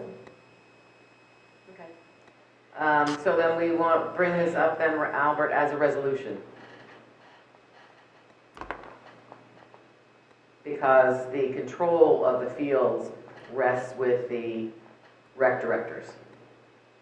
Yes, you'd make a motion, well, you can do it one of two ways. You can make a motion tonight, an oral motion that explains what you want done, so it's effective now, and then ratify and confirm it with a written resolution spelling out the details for the next meeting. I would prefer to have it on as a resolution for our next meeting, so it gives people ample time to see it and be able to provide commentary. That works for everybody. But it would be commentary as part of the general public hearing that you have. You would not be specific. Yeah, so that we'll notice it. The first round of our hearing of citizens can accommodate for anybody who would like to speak to any of the resolutions that are coming in, and then that way we can get feedback from both residents and parents of the kids who are playing sports. Does that work for everybody? Mm-hmm. Yeah, so I just had a parting question for Peter, real quick, which is, I understand that you said you plan to make a similar application to the borough, which would involve an actual, you know, changing their more formal ordinance on this. Yeah. I'm curious if the rec committee, to the extent there is, you know, apparently concern about not enough field time, has any intention of making an application to the borough council about installing lights at Lum. Because I would just throw out there that there's a lot more sports activities going on in the township than there are in the borough, and I think it's another justification for giving us a break on Sunday mornings. okay, I can bring it up. Whole other issue, because there are lights at Lum. I mean, not installed lights, but there's lights at Lum. Okay. So the resolution is going to be what, 9 or 10:30? 10:30, not 9. Thank you. Okay, thank you very much. Thank you, Pete, for hanging in there. Anytime. I appreciate Thank it. you all. All right, at this point, we're coming up on, what time is it? 20 to 11, Quarter to 11? 20 of. 20 of 11? So We have a lot going on here. We have our 2021 goals and objectives. Pete, you can go to bed now. Okay. Okay. Night, night, Pete. Bye. We have the carve-out for the marijuana dispensaries and all of that, the sample ordinance, Albert, that you sent around that would carve those out. And we have our capital budget review, which is a huge thing. Yeah, I can send out an email with that, just in the interest of time. For 2021 goals, did everybody submit their goals, Bob? No, I have received goals updated goals from 3 members of the Township Committee, so perhaps this is something that could be moved to another Did meeting. anybody not provide their I'm goals? sorry, I couldn't hear. I'm sorry. I was asking if we're going to have a discussion of our 2021 goals and objectives. Did everybody submit their goals and objectives to Bob? I Yeah, I didn't, couldn't hear what Bob said. He said that he had only received 3. No. I have not, I didn't know that we were supposed to. Yeah, the first deadline was the 29th of January. When was- The second deadline was in February, and then we had an additional deadline. We've kind of pushed this out as far as we can. Never received those emails. Did you want to, Bob, could you resend those emails?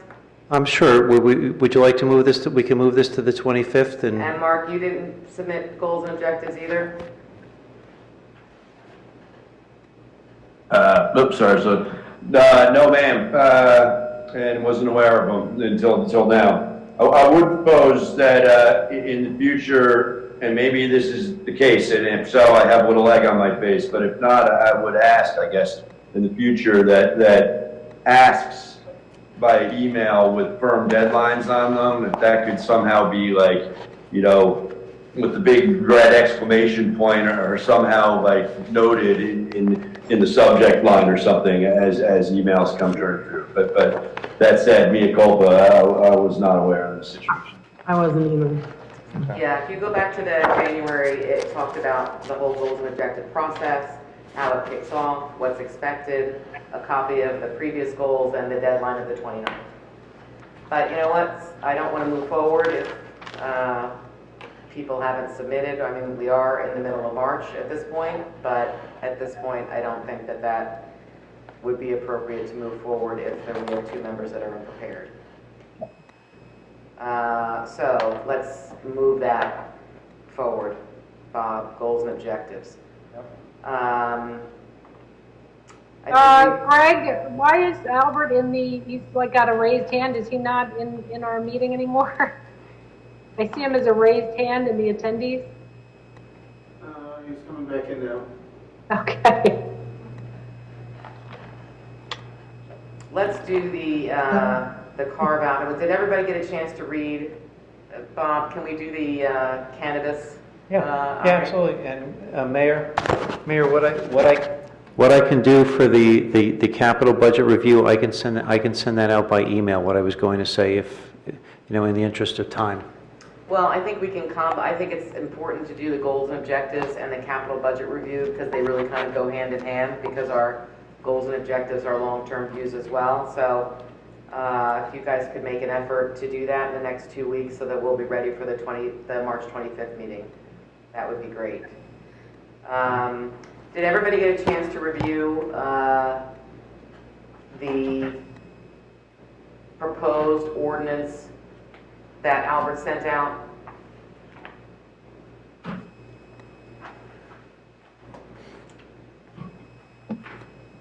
Did anybody review the proposed ordinance that Albert sent out? With the cannabis? Talking about the cannabis legislation now? Yes. Okay. Yes. Yeah. Yes.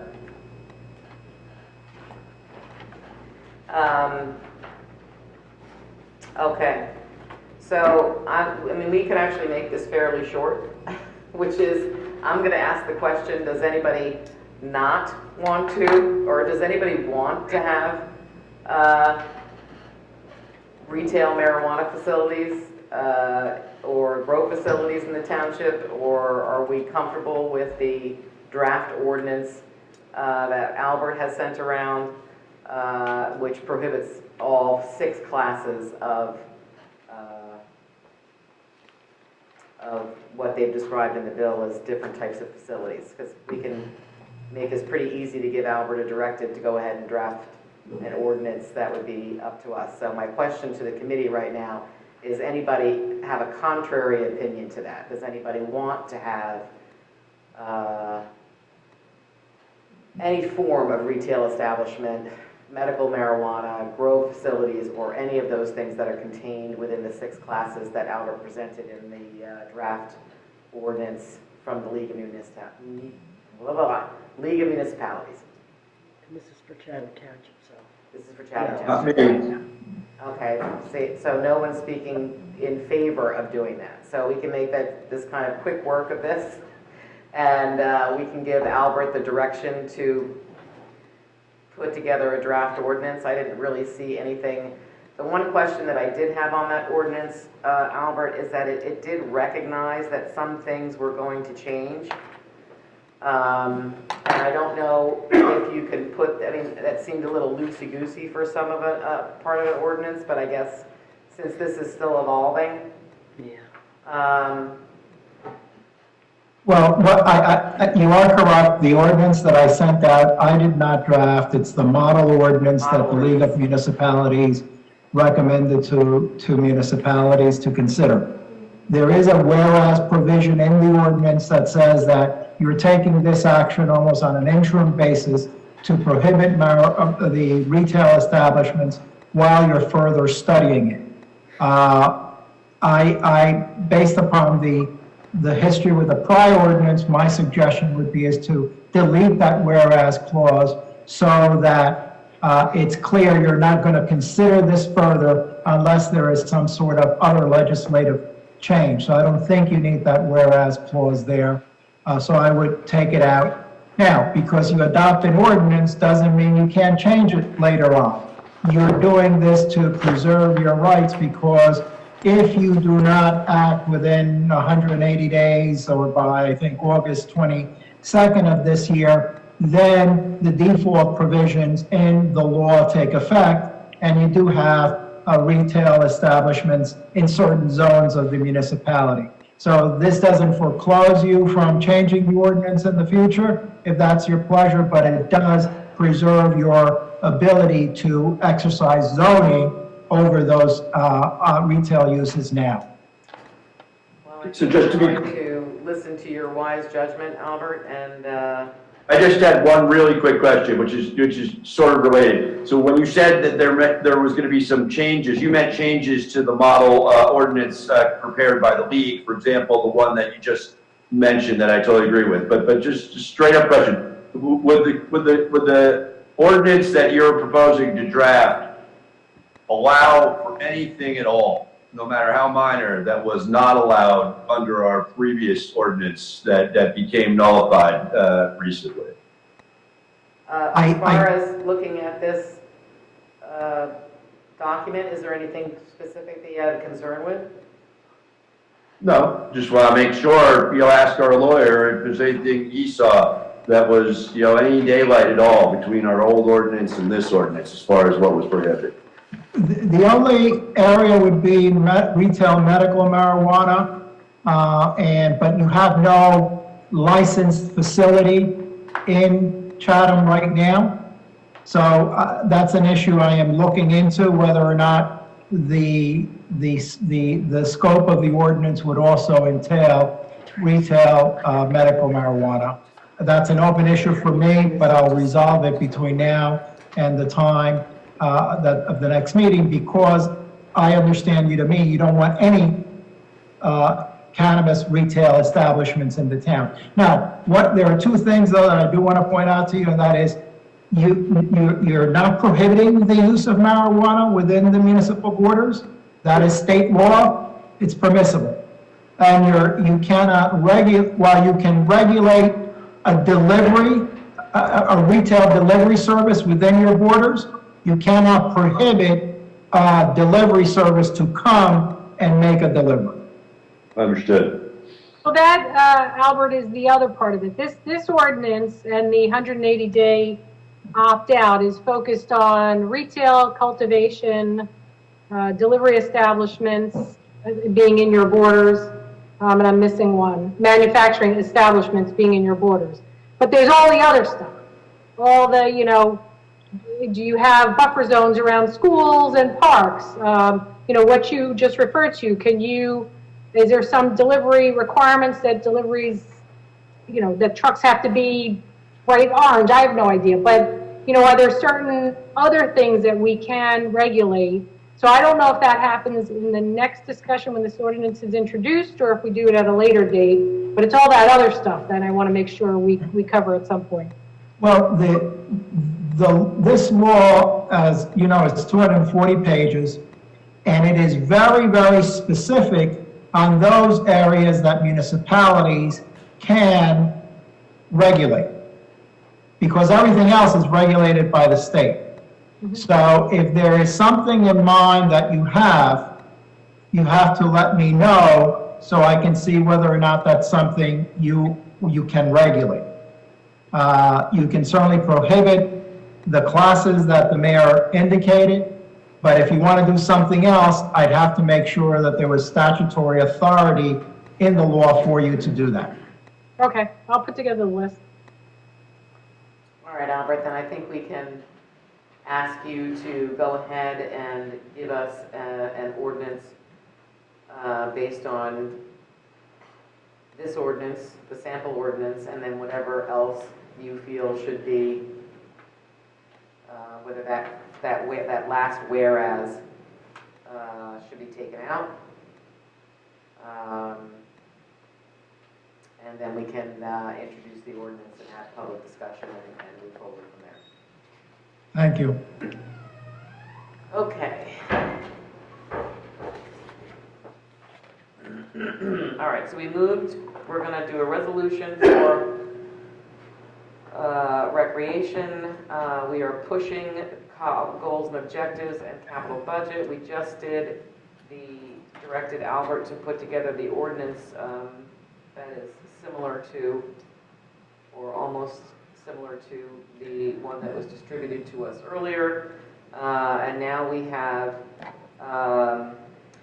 paper copies for submissions to land use boards. Let's make this one short. It'll be a minute. Greg, can you bring up the picture, please? All right. Our code says that we have to have 25 copies of applications and plans submitted for the zoning board and the planning board. Based on the technology, we only need 3 to 4 copies. What you're seeing on the screen are the white copies are additional copies that are not needed. And if you look at that box, Greg, I don't know if you can go in closer, point to that box. It says extras. So that's just for 344 Hillside Avenue. Greg, if you could go to the other boxes on the wall. I think you're selling past Right there. on this one. Okay. We got it, Bob. That's good. So We're all right. good. That's it. That's it. That'll come up later. Thank you. But I love the effort. I love the every picture tells a story. Yep. So Unless anybody is inclined otherwise, we don't need to sell past the close on this. We're good with it. good. Reduce paper, save trees. And save our residents money, because that's less stamps that have to be done by architects Just and don't engineers. dump all those boxes on the Fensky property.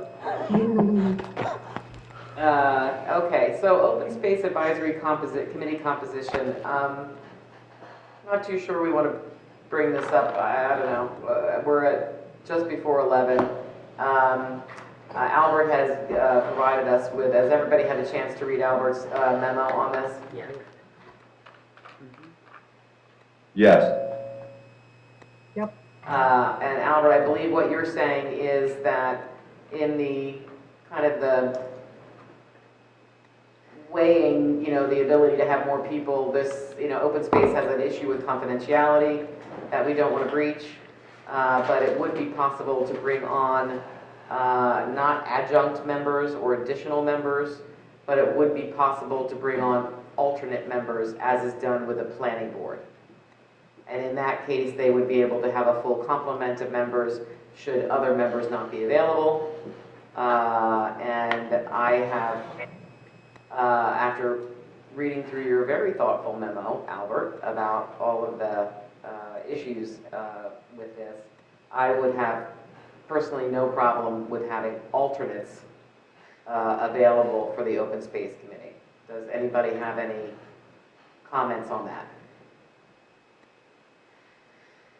Mayor, before you do that, the clerk was very instrumental. I wrote it, and but really, Greg came for, had a lot of input on that, and his recommendations are reflected in that memo, so the I've clerk already did. thanked Greg twice tonight, and I'm going to reach my compliment of this, so I'm gonna move it to 3, so thank you, Greg.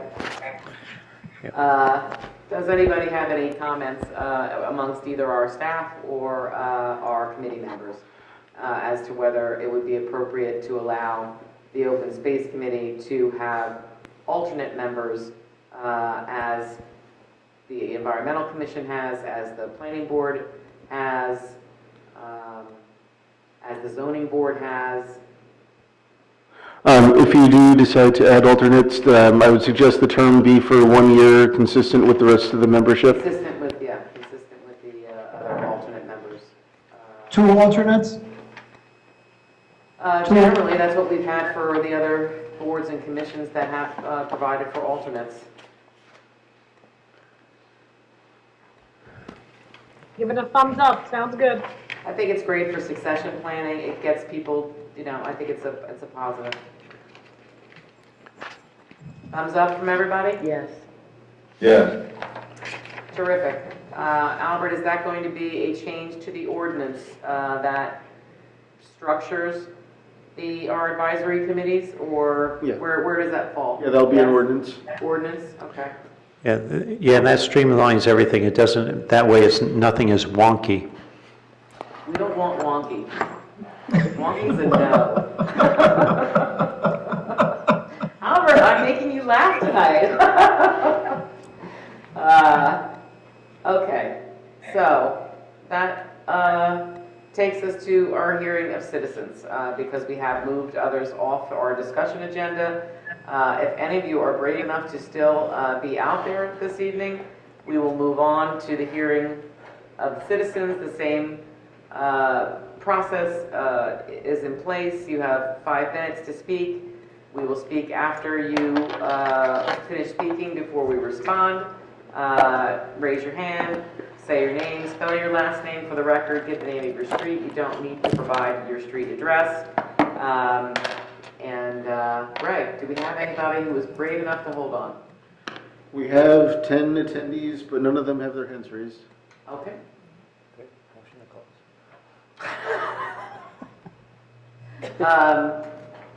Sorry, we're getting comments from the peanut gallery. Okay, seeing no hands raised, then we will go ahead and close the public session. And we are going to have a lot to do at our next meeting. We are not going to have an executive session following this meeting, so that's very nice. Oh, yes. And do I have a motion to close out our meeting this evening? So moved. So moved. Oh, we gotta, Pete, we I gotta, heard Celeste first and Mark second, so we, yeah. and may I have a roll call vote, Greg? All in favor? Aye. Bye. We're done. Thank you, everyone. Our next meeting will be on March 25th. We plan to introduce the budget. Adopt. It was already introduced. What? It was already introduced, the budget, so it'll be adopted. It'll be adopted, the adoption and discussion of the budget. So thank you all for coming, and be well, stay safe, and be kind. Good night. Good night, thank you. Good night.